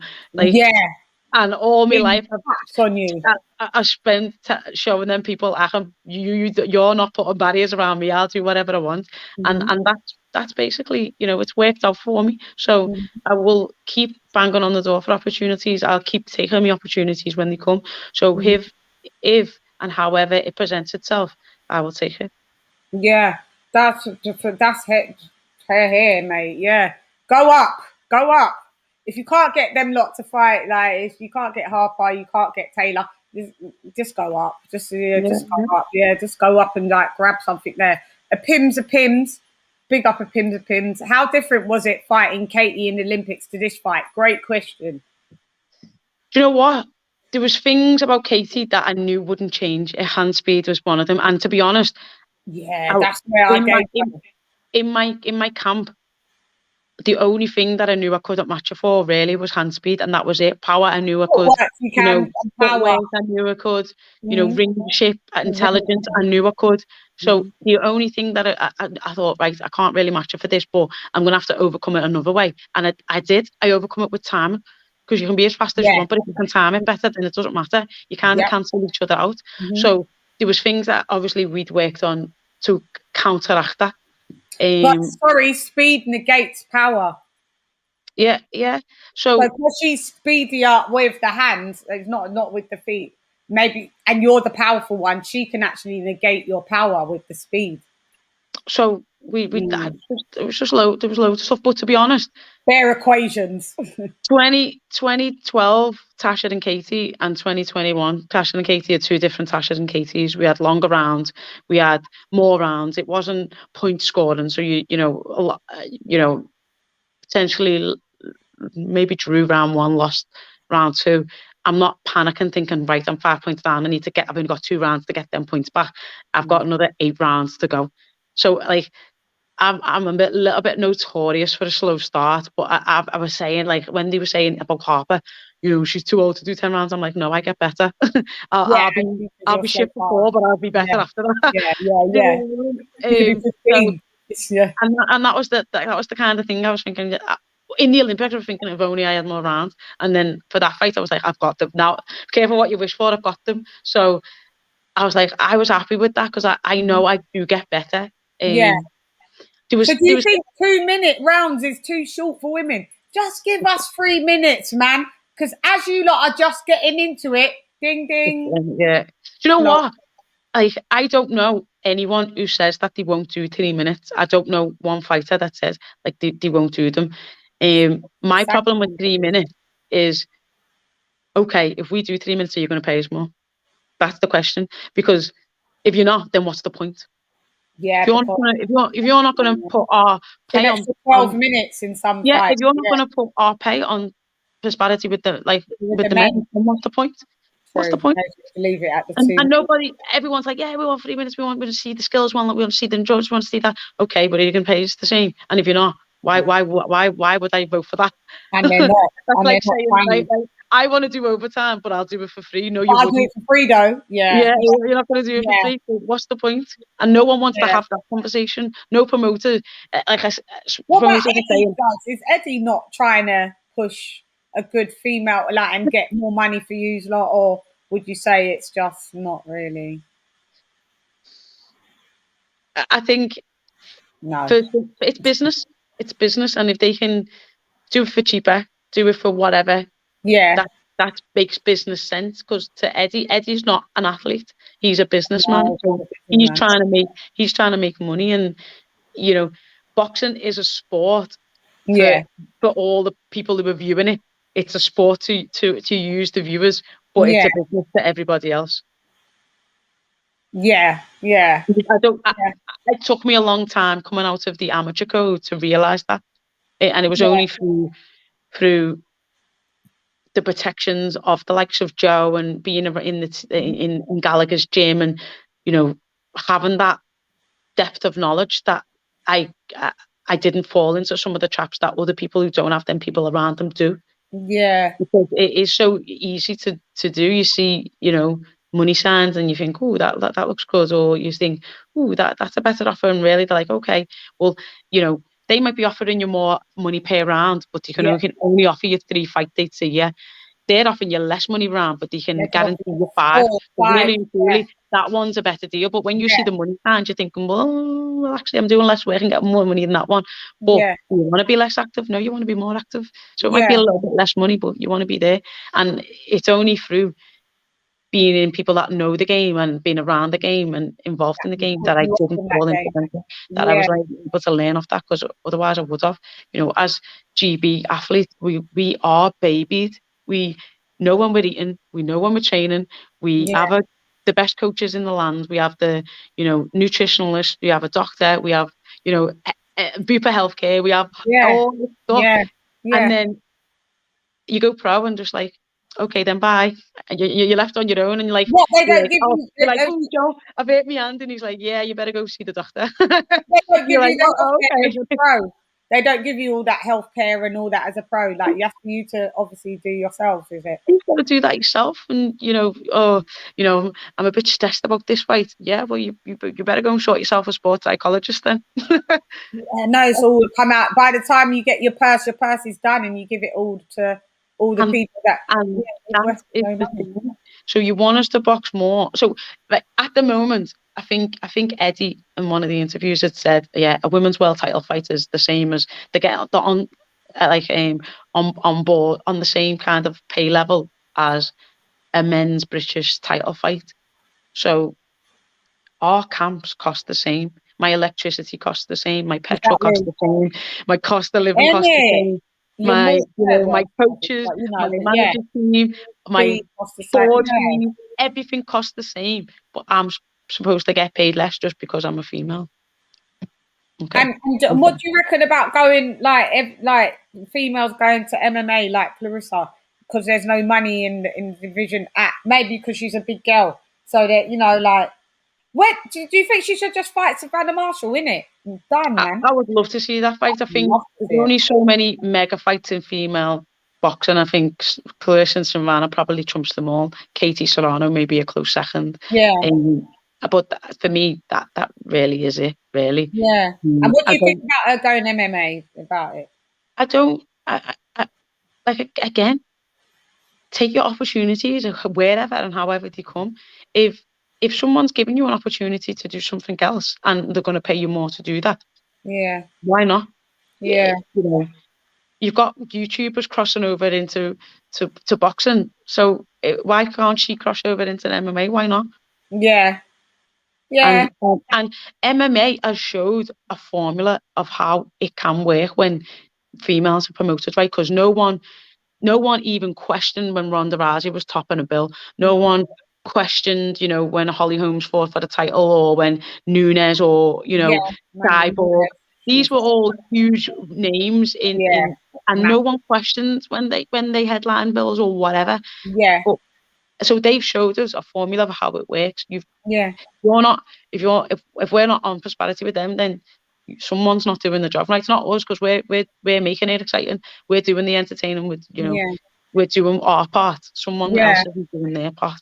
Yeah, there's a like a break in the whole how the infrastructure it is like there's dips, and it just seems to me that there's more dips in the like how it is in the women's version. It's just like I don't know, and it's allowed to be like that, you know. And what do you feel about you know, like, because we talk about, like, you know, like I was gonna say artists, fighters, like, you know, Derek Chisora, and then, you know, like Parker and that, and then it's like, do you see with, like, you know, the things where, do you think it's fair, like, to be a PPV fighter but you always lose? Like, when does it run out? Because I would rather pay to watch Derek lose, not because I want him to lose. I find Derek insane, so I pay to watch him effectively lose, and I pay to watch, and I'm okay. So I say I'm entertained when I watch Chisora lose, not because he's losing, but I'm just entertained in the whole rigmarole of it. But I'm bored to death watching Joseph Parker win. For me, like, we put this in a workplace, right? And me and you are working in Ford. Yeah. And there's Tracy, who's working in the American Ford or Mustang, or whatever it's called over there. Yeah. So someone comes to me, and like, the boss comes to me and says, right, Tash, I'm going to give you this opportunity. Do you want it? I'm not going to go, do you know what? I think Tracy over in Mustang deserves it. I'm just going to take it. Yeah, no. You're going to take it straight up. Take it. I'm not going to say, oh, somebody else deserves it. Yeah. You're not going to give it to me. I'm going to take it. And if it doesn't work out, I'm going to try and do it. And if it doesn't work out, then at least I say, well, I done it and it didn't work out. Yeah. Not that you know, oh, shoulda, woulda, coulda kind of thing. No, we don't do shoulda, woulda, coulda. I done it and it didn't work out. So that's the same. This is no, I'm with it, but I'm just like, to a point, because I've got a friend that's just like, I ain't paying for no more Derek Chisora PPVs, and I'm like, yeah, but like, I get you. Like, it is effectively seeing when you, because sometimes in jobs you get paid on a performance basis as well, innit? Like, so if you're always losing, but you're always still making millions every time you lose, and given that opportunity, no, of course he should still take it. But where does that run out for the fan? Where does the fan get their money's worth? You know, because after 11 losses, like, you know, how much times are we paying 20 quid? But are you still going to pay? I do, because I just love it. Because I like the whole card. But there's people that are like, no, but I'm still am. But yeah, I like the whole card. I like the whole card. I think for £20 to get a whole card, and what we get, for me, it's £20 by the time you get to the front door. You've spent just to the front door, you know. So to watch some good boxing, I always back and forth with my mate about this. I'm like, yeah, but look at what you get. Like, you can't go out in London for 20 quid. Like, and you love boxing. So that's your taxi to where you're going in London, I think.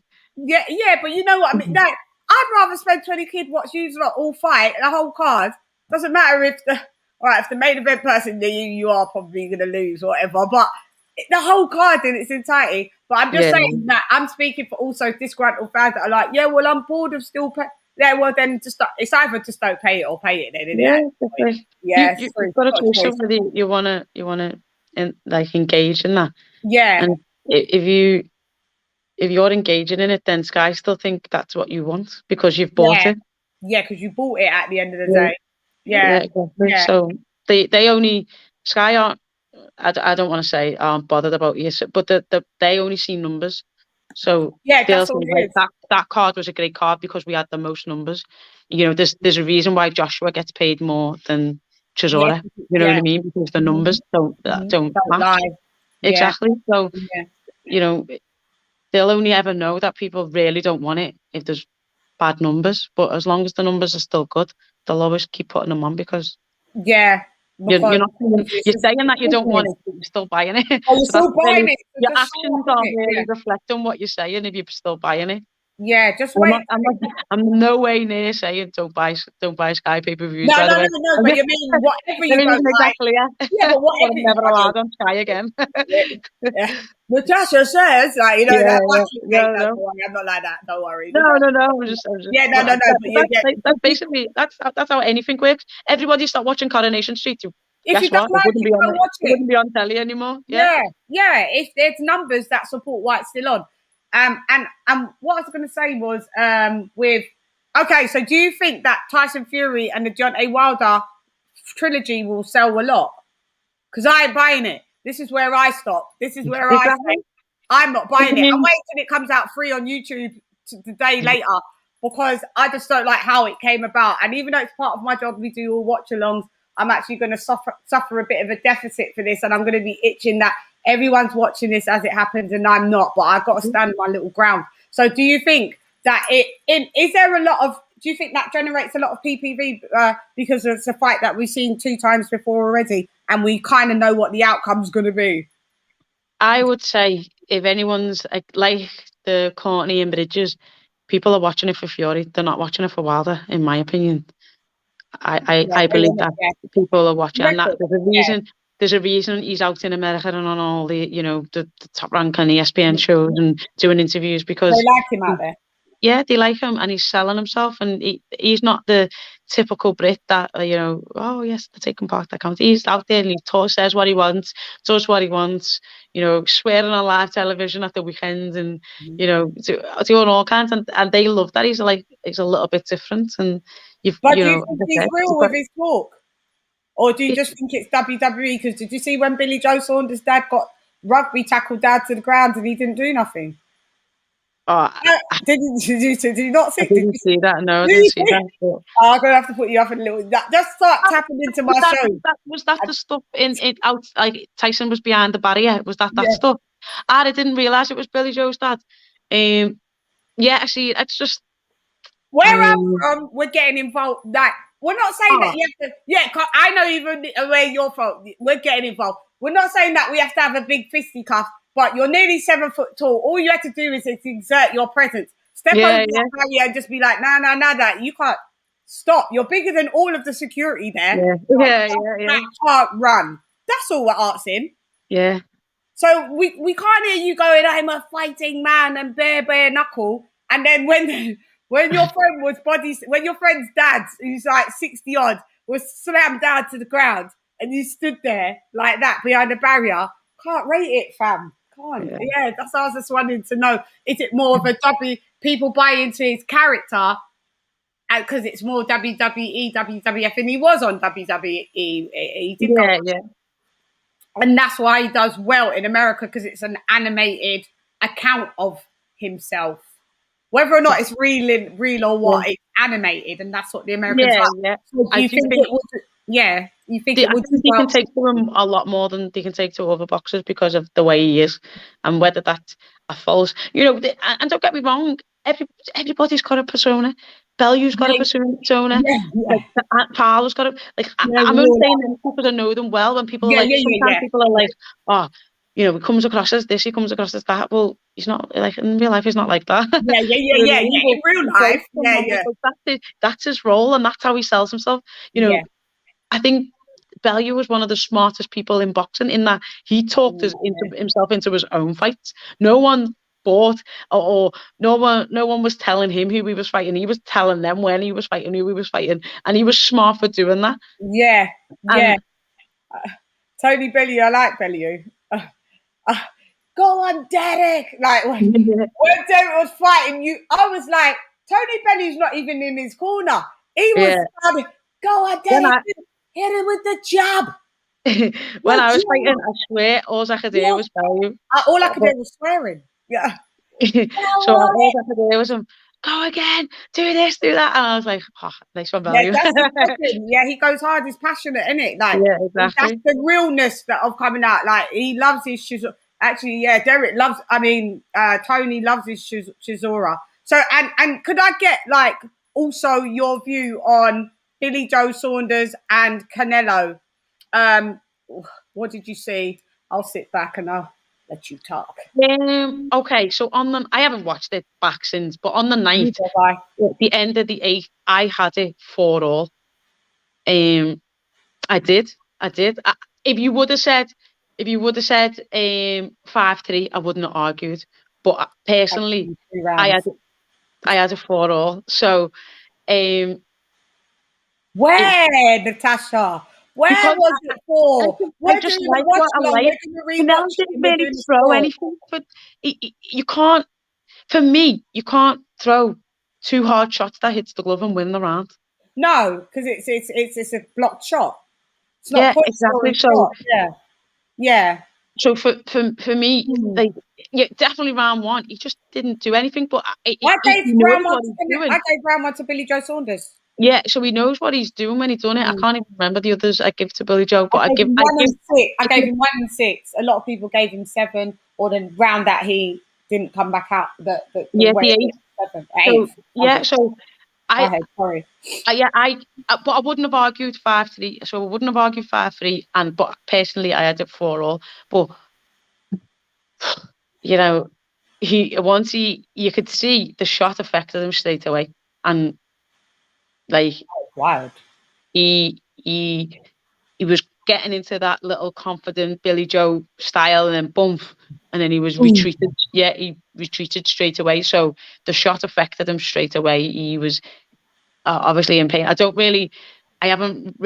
really up to date with all the shenanigans with Sims and with Davidson or all that. I'm not really up to date with that. I just know that there's a bit of I know that there's a bit of drama between who said what and why someone intervenes and why someone's saying that he said that and he never. I don't really know what's going on with that, but like, did he quit? And you know what? And again, if Billy Joe hadn't have said what he said about Daniel Dubois, I don't think people would have been on Billy Joe's case about it. But it was only the fact of, obviously, like I said before, when you say things like that, comes back and bites you, because people will go back and look about what you said about that certain situation. And that's what happened to Daniel Dubois. He said something about Joe Joyce's blind mum, and then look what happened to you. So you're right, we come down on you, and but you quit. You still quit.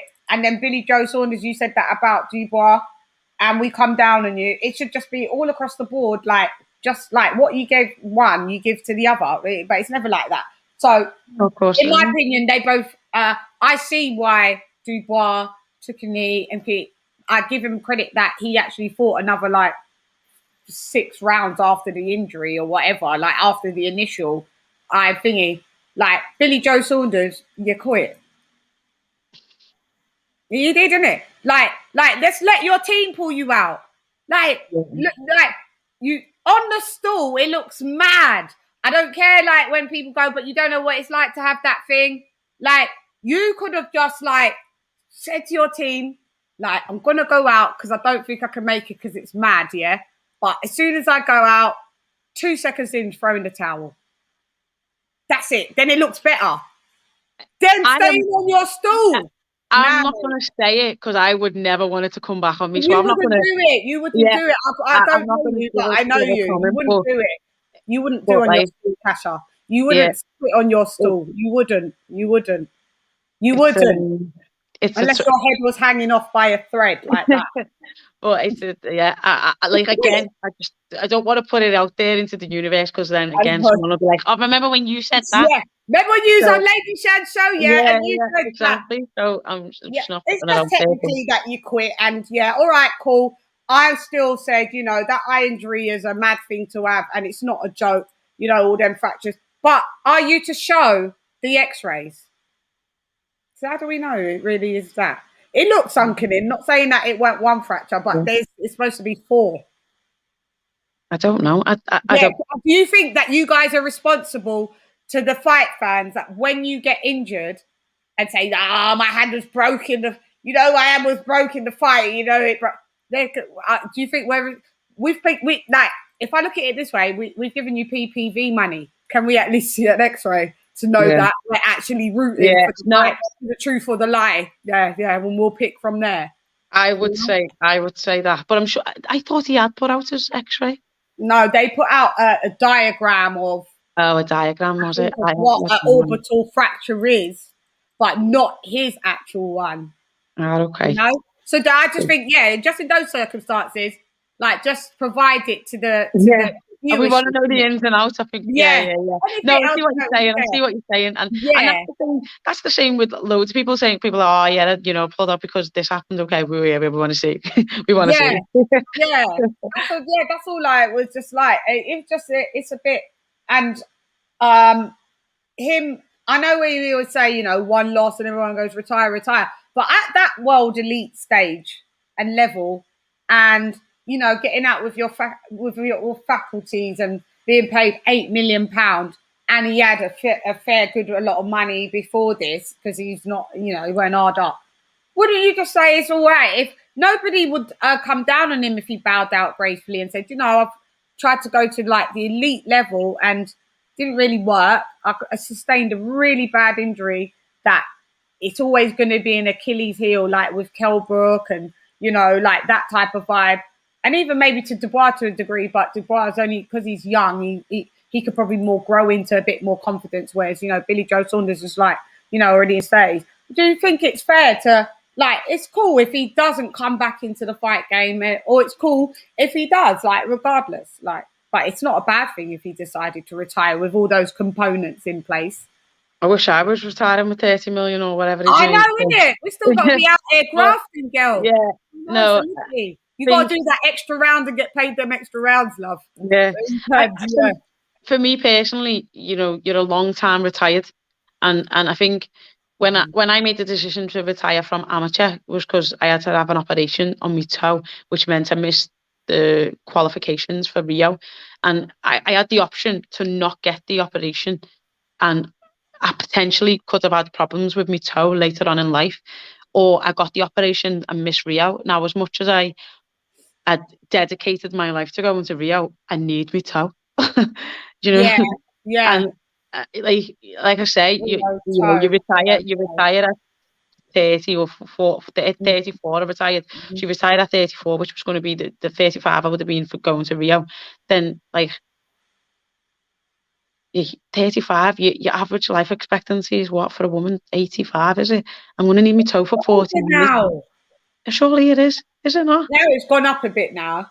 Oh, is it? So maybe the average. Yeah, I think it's gone up a little. Oh, is it? I thought that because my nan died at like 94. Like most of my people are at nearly 100 now. We've got good bloodline, to be fair. Yeah. But you might be 40 years.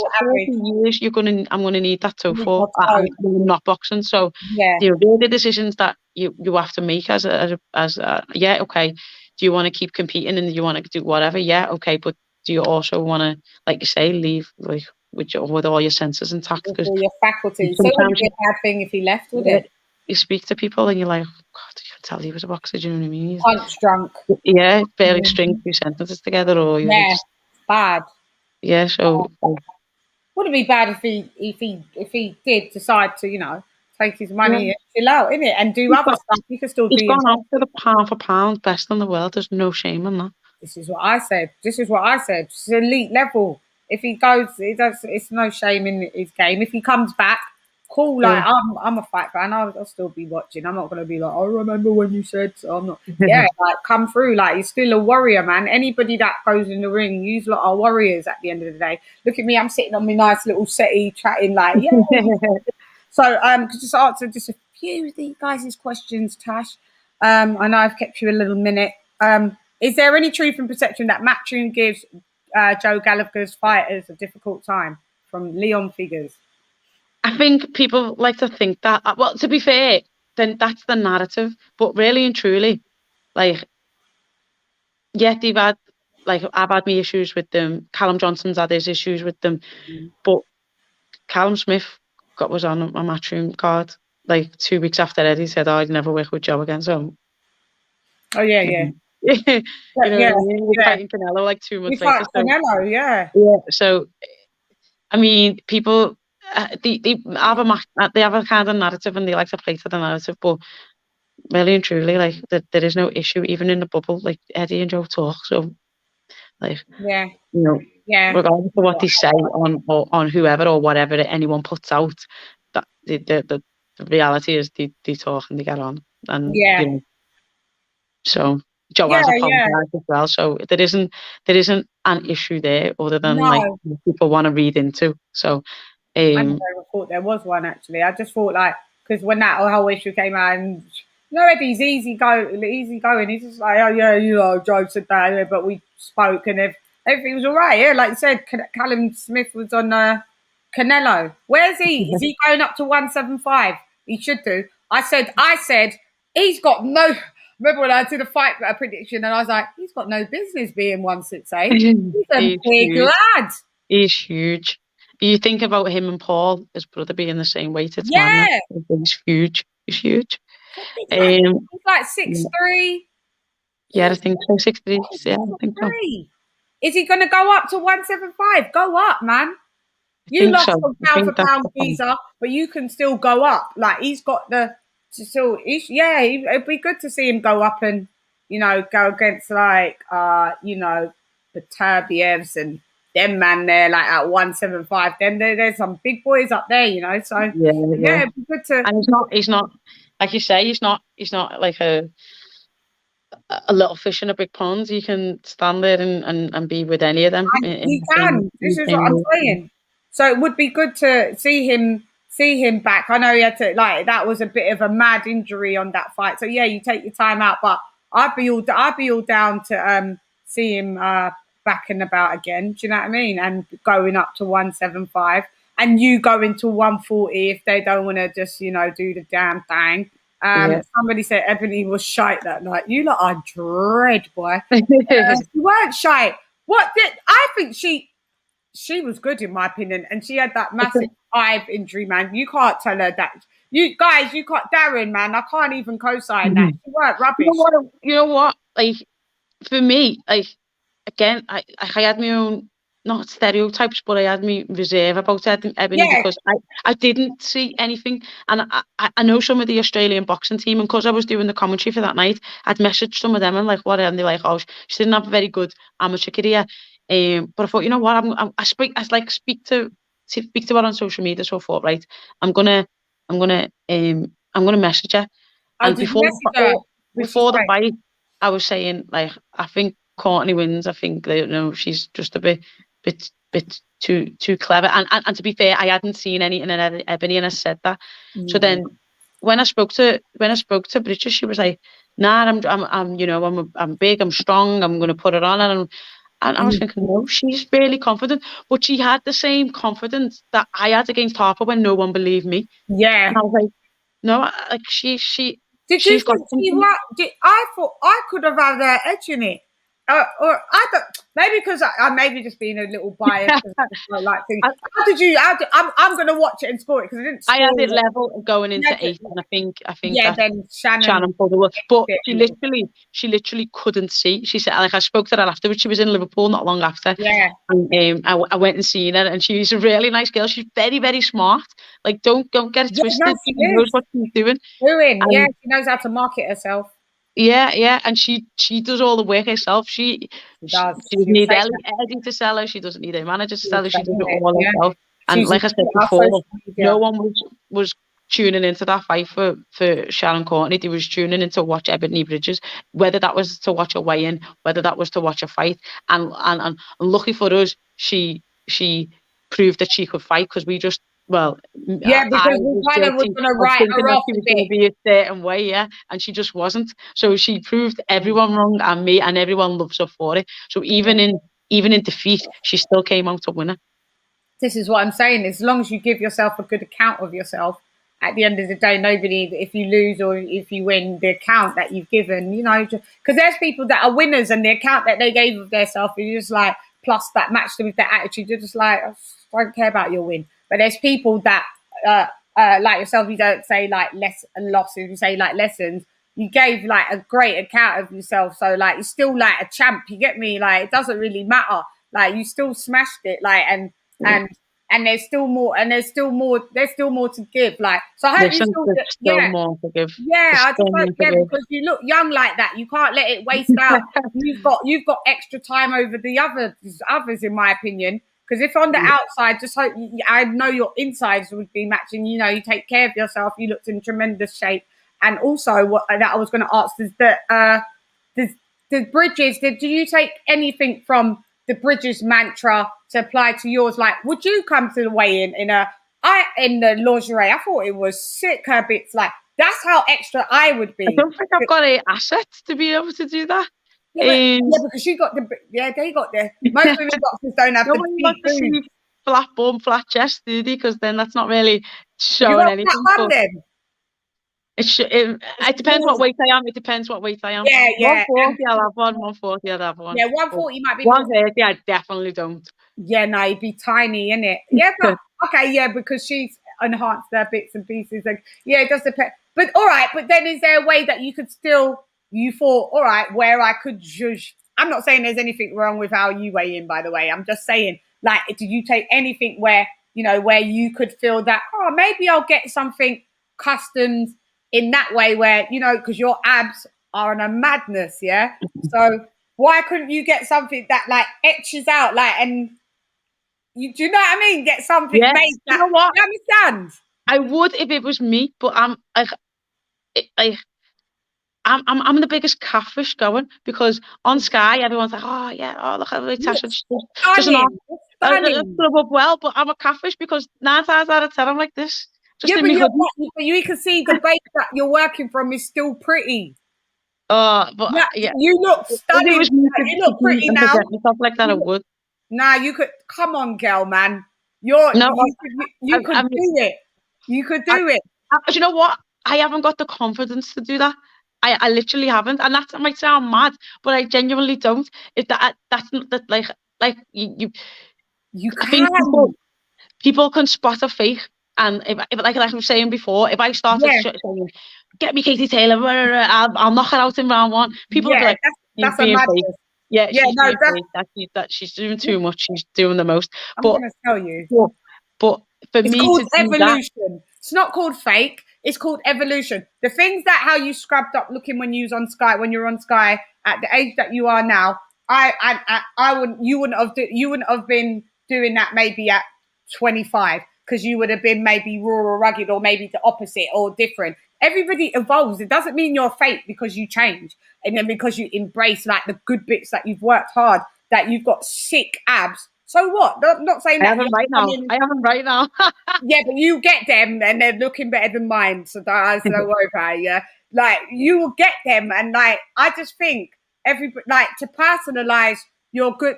It's not fake. Think about it when we get off the interview. Think about it, because it's nice what I saw Bridges do, and she enhanced the things that looked good on her. And I'm telling you, she was still bricking it. Deep down, she was bricking it going out like that, even though she looked amazing. There's still a part of us, we're women. We could be 10 out of 10 that day. We're still going to be like, oh, but you're always going to be insecure. Yeah, I think so. Do you understand? I'm just saying that it would just be nice, because you are stunning when you're stunning regardless. But I'm saying you are stunning when I watch you on the telly doing your commentary and that. Like, it'd be just amazing to bring that. A little bit of that to the weigh-in. Trust me, I don't gas, I don't lie. If I didn't think this, I'd just move along swiftly. I wouldn't even mention it. But I just think, you could do that and let people see a bit of evolution in that side of women's boxing, because we're always going to remember that of what everybody did. And I think everybody, Shannon, don't waste your time, love.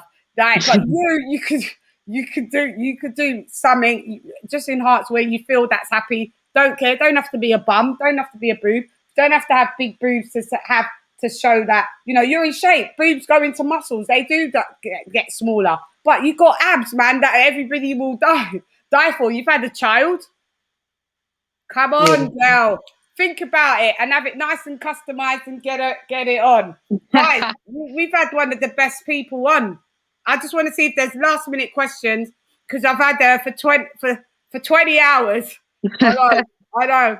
Jonas has skills. See, everyone's giving you super mad props. My people here, they sub there. That you'll get 9 out of 10 good uns on here. You'll only get the little one out of 10 troll. Like, but everybody's like, everyone's talking to themselves, like within the chat as well. Look, Natasha, such a proud scouser. When I see you on the screen, Lady Chann. Oh, thank you, Lady Chann, looking good as always. Legendary ladies. Do Yeah, you see what I'm saying?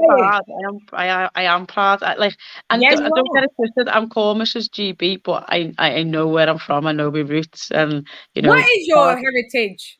You've So got mixed race. no, my nan's side's African, and my mum. Sorry, my nan's African. Your Me dad. granddad's Jamaican. Yeah.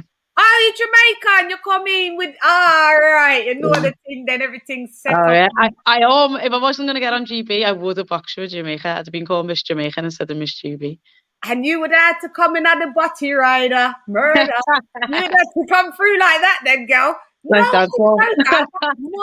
My bad. My bad. I didn't know that you. That's a bet. You got the best of both worlds, girl, isn't it? Oh, why? You got the best of both worlds. Yeah, man.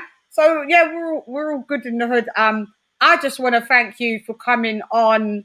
Yeah, like HLD said, more money is deserved. I just want to thank you so much for coming on. I've had a blast. I hope you have too. It's I forget that we're live and that I just was like I'm nattering to my mate on Zoom. So you've made it feel easy for me to natter with you, and thank you for taking this interview and being so accommodating in that as well. Massively appreciate it. I wish you the best. Yeah, man, I wish you the best. I'm gonna send you a Done Them t-shirt, one of my t-shirts. Really, just send me where I could send it to, like management or whatever, and I'll cart you out one. Nice one. Power. What size would you be? Small or medium? Because they go from women's sizes. Yeah, women. They go from extra small. No, medium's going to be too big.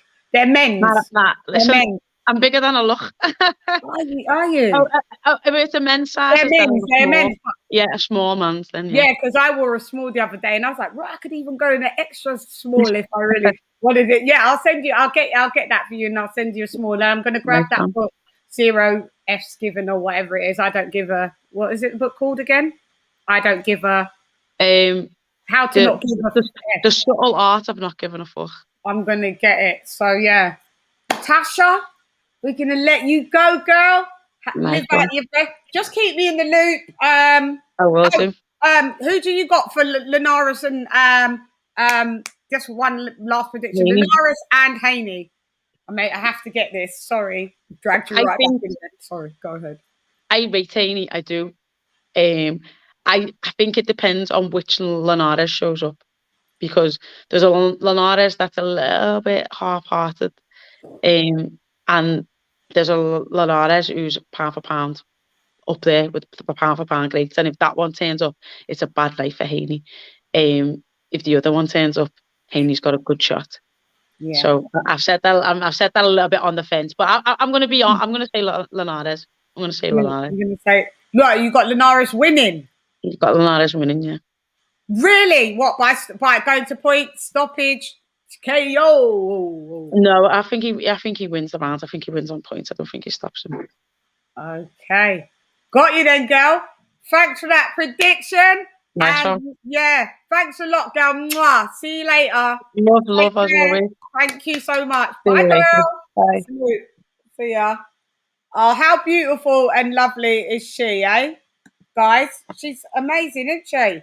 Yeah, really like her, really do. It's amazing when I get to interview the boxers that I like, and I so far haven't been disappointed. I always like them even more and more, and like root for them even more, and hope that they do the best that they can do. Like at the end of the day, man, they're on the battlefield, guys. They are on the battlefield. Oh, there you are, H Money. H Money, salute. Yeah, we just wrapped it up. I don't know if you saw. There's a super chat somewhere. There's a super chat. I always keep missing them from the top. D-Town Blaster. Tasha is gorgeous. I missed it. Tasha is gorgeous. Lady Chann, you already know you can get it. D-Town Blaster. Yeah. Oh, D-Town Blaster, you are. Oh, there you are. Okay, no. There you are. You just sent that in. So this one's D-Town. So I'm sure Tasha will see it. Yeah, she is gorgeous. And this is what I'm saying. Super, super gorgeous girl. Yeah, you will walk her out in her next fight, late show. Yeah, big up to you, D-Town Blaster. You. And Lady Chann, you walk her out to her next fight. Yeah, yeah, that would be muy interesante. Si te gusta mucho. Sí, muchísimo. Yeah, I'd love, me encanta. Eso. Yeah, I'd love it. So you never know what happens in the future, you know. What happens in the future. I'm going through you lot's comments. Great interview. She's so lovely. Did a great job, Lady Chann. Thank you. A Pims, double a Pims. I always call you. Yeah, she made it easy as well. Like, yeah, you know it. You know how we are here, man. When no one's gone to journalism school, we're just here, innit? We just do our thing and like we just speak because we all love the sport of boxing and we're mad passionate about it, you know. So yeah, I'm glad you guys tapped in. Are you allowed to shout out to Turks and Caicos? James Diego William Chattel. Are you allowed to? Of course, I'm allowed to shout out. Yo, big up Turks and Caicos. Yeah, you're large each and every time. Hey there, this Lady Chann. Yeah. Yeah, Turks and Caicos. You're large. Yeah. Oh, yeah. This is my music fraternity that's come through. I take it. You guys want the live dub plates then. How did I get into boxing? I basically grew up. So my dad was an avid and is an avid Muhammad Ali fan. Avid. And yeah, he's an avid Muhammad Ali fan. And then when my parents they split up, and then I had an amazing stepdad who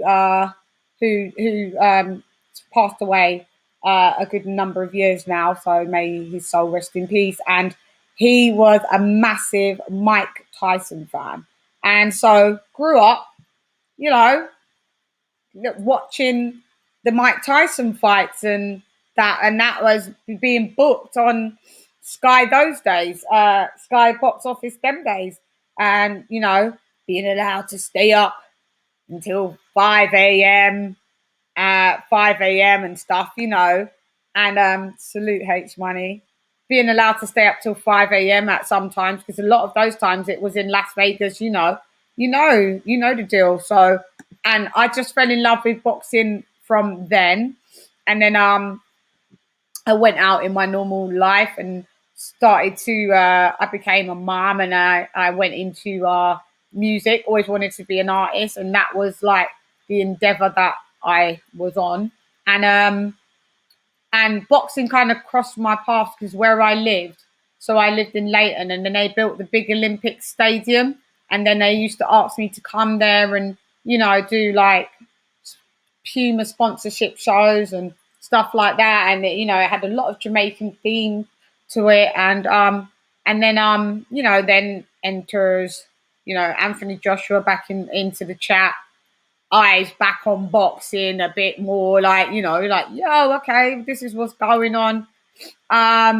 You had the Klitschko's brothers having such a long reign, the Vitalis and the Vitali and Vladimir. To me, I wasn't as much as invested in that. I was a girl that loved Pretty Boy, Floyd Mayweather, Pretty Boy, and some Money May.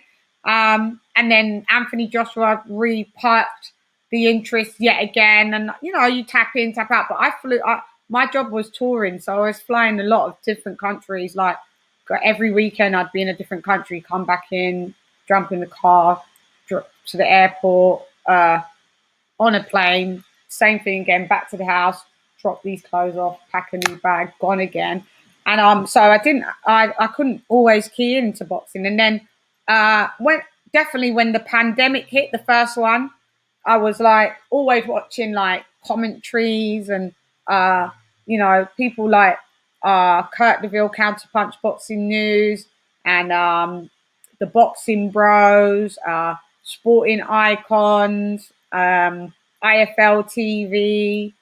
Yeah, I was watching people like that, and you know, just keeping my hand on the pulse of boxing. And I'd realised I was just really consumed, and I'd also known Dean White when I was little, and I hadn't seen him for ages. And then you know, he popped up in boxing, and it was just like, oh, maybe I can just talk to Dean, and I would just go on Instagram Live and hit, and then we do those. So if you look at my channel, go to the early stuff. That was how I was doing it, and I wasn't even going to do a boxing channel. I was going to actually just have like a current affairs podcast at one point, and it didn't really. I didn't really get the.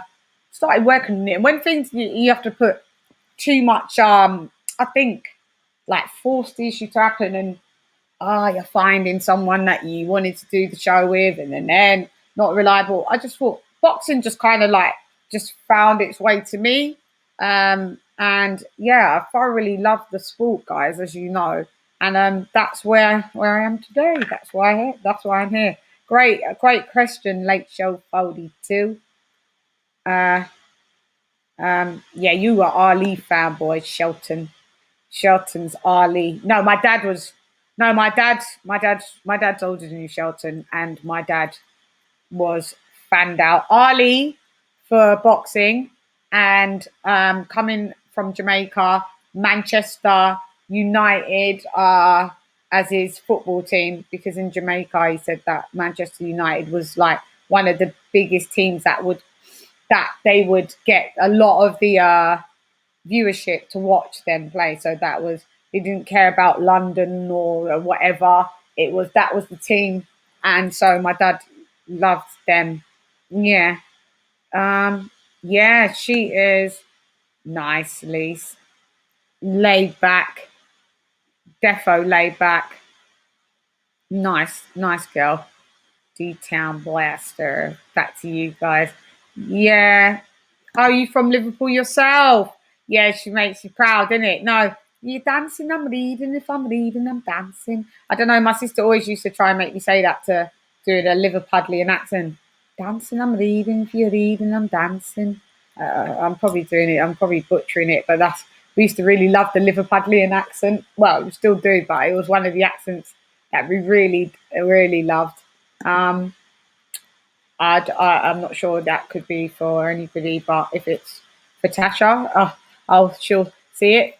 Thank you on her behalf, and if that's for me, I'll take thank you. Thanks a lot, and you've been quite complimentary all the way through, though, James Diego. So, Diego from Turks and Caicos, you know, send a small one. Yeah, I'm going to send her a small. Medium will be definitely too big.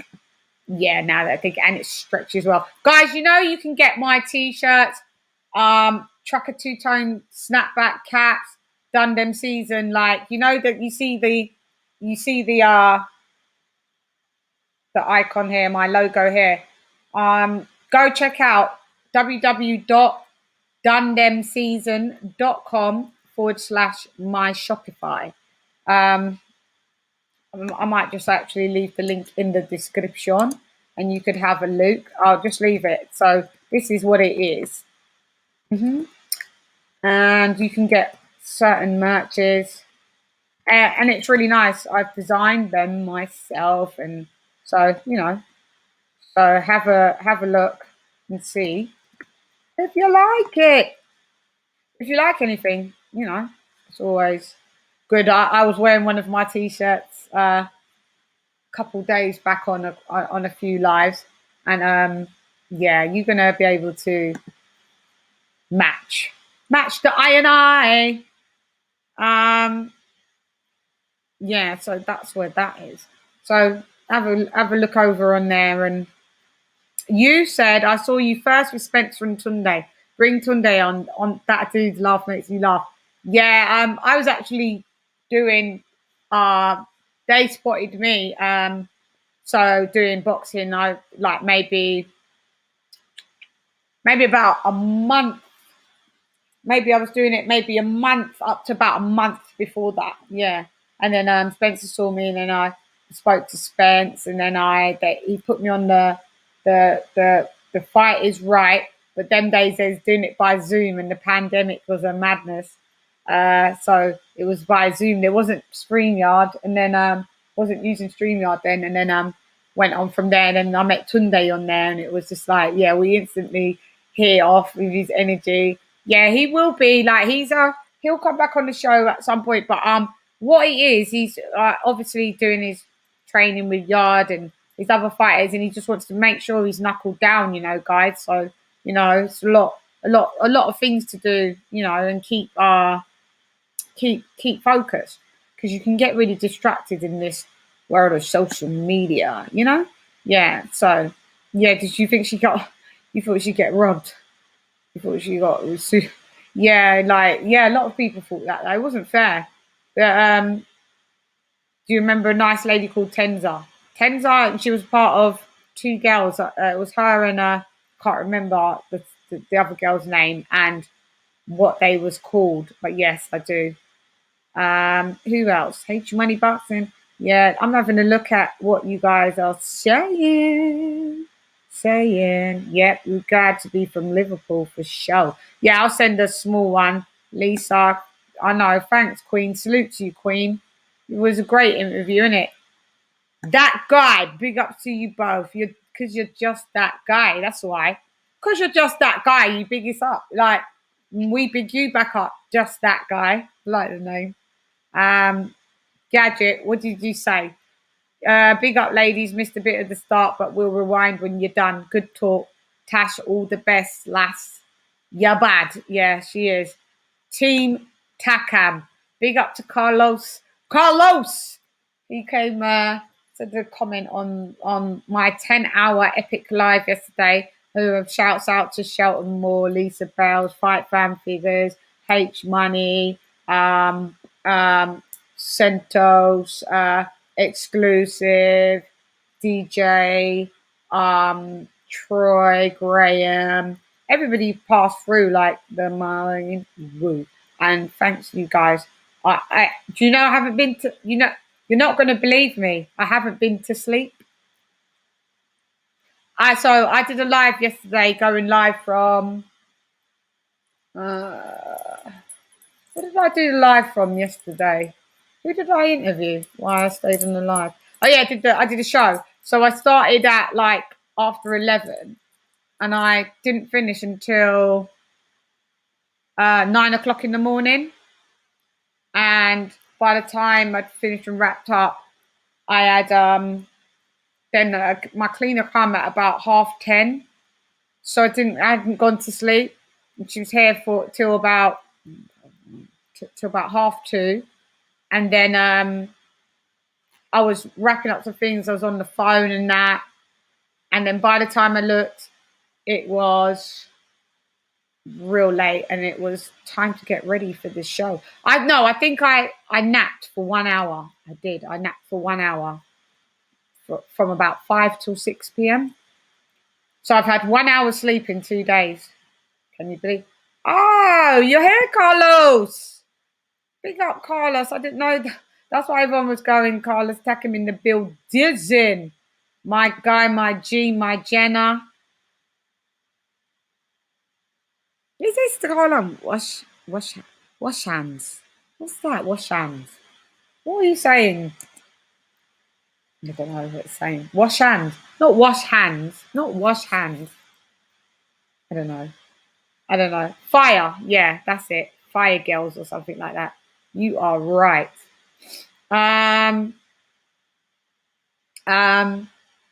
Yeah, Carlos. I don't know what you mean. I don't know what you're saying.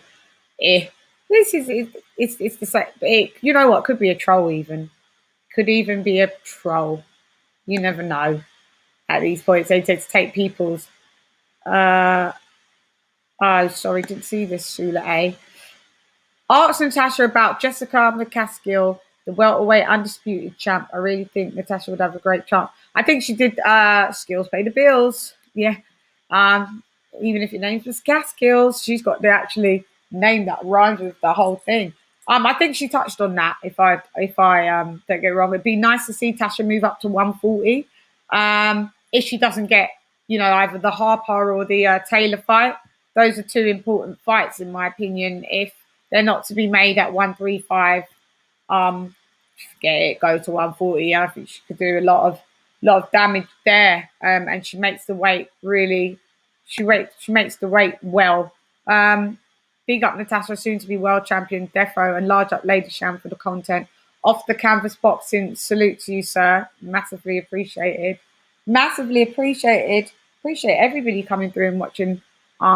Salute Natasha Jonas for show. For show. Yeah, salute to her. Salute, Tash. We love you. We all love you. You can't get rid of us now.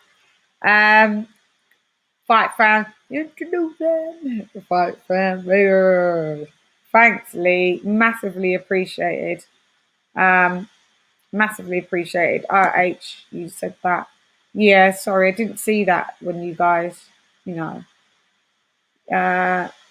stay humble, team. Stay humble. Yeah, I could do a Dundam season 1. Defo, I'd love that. I would bloody love it. Yeah, you wish her all the best in her endeavours. Tasha, beautiful woman, beautiful spirit, be well. And that is for sure. That's for sure, Shelley. You know what I mean? That is for sure. Ebony's entertaining, she is. Yeah. She is. Thanks for a great interview, Lady Sham. More than welcome. Tasha you have been a star. She has. Really looking forward to her next fight. Me too.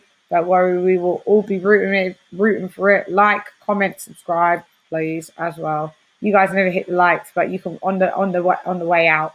You can, or when you're on the playback crew. Lions in the camp.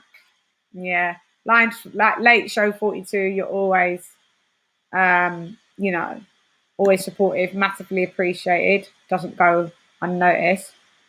So, guys, I am out. So thank you for tuning in. Hey girl, it's Lady Sham, none less. Come box with Sham. Gone.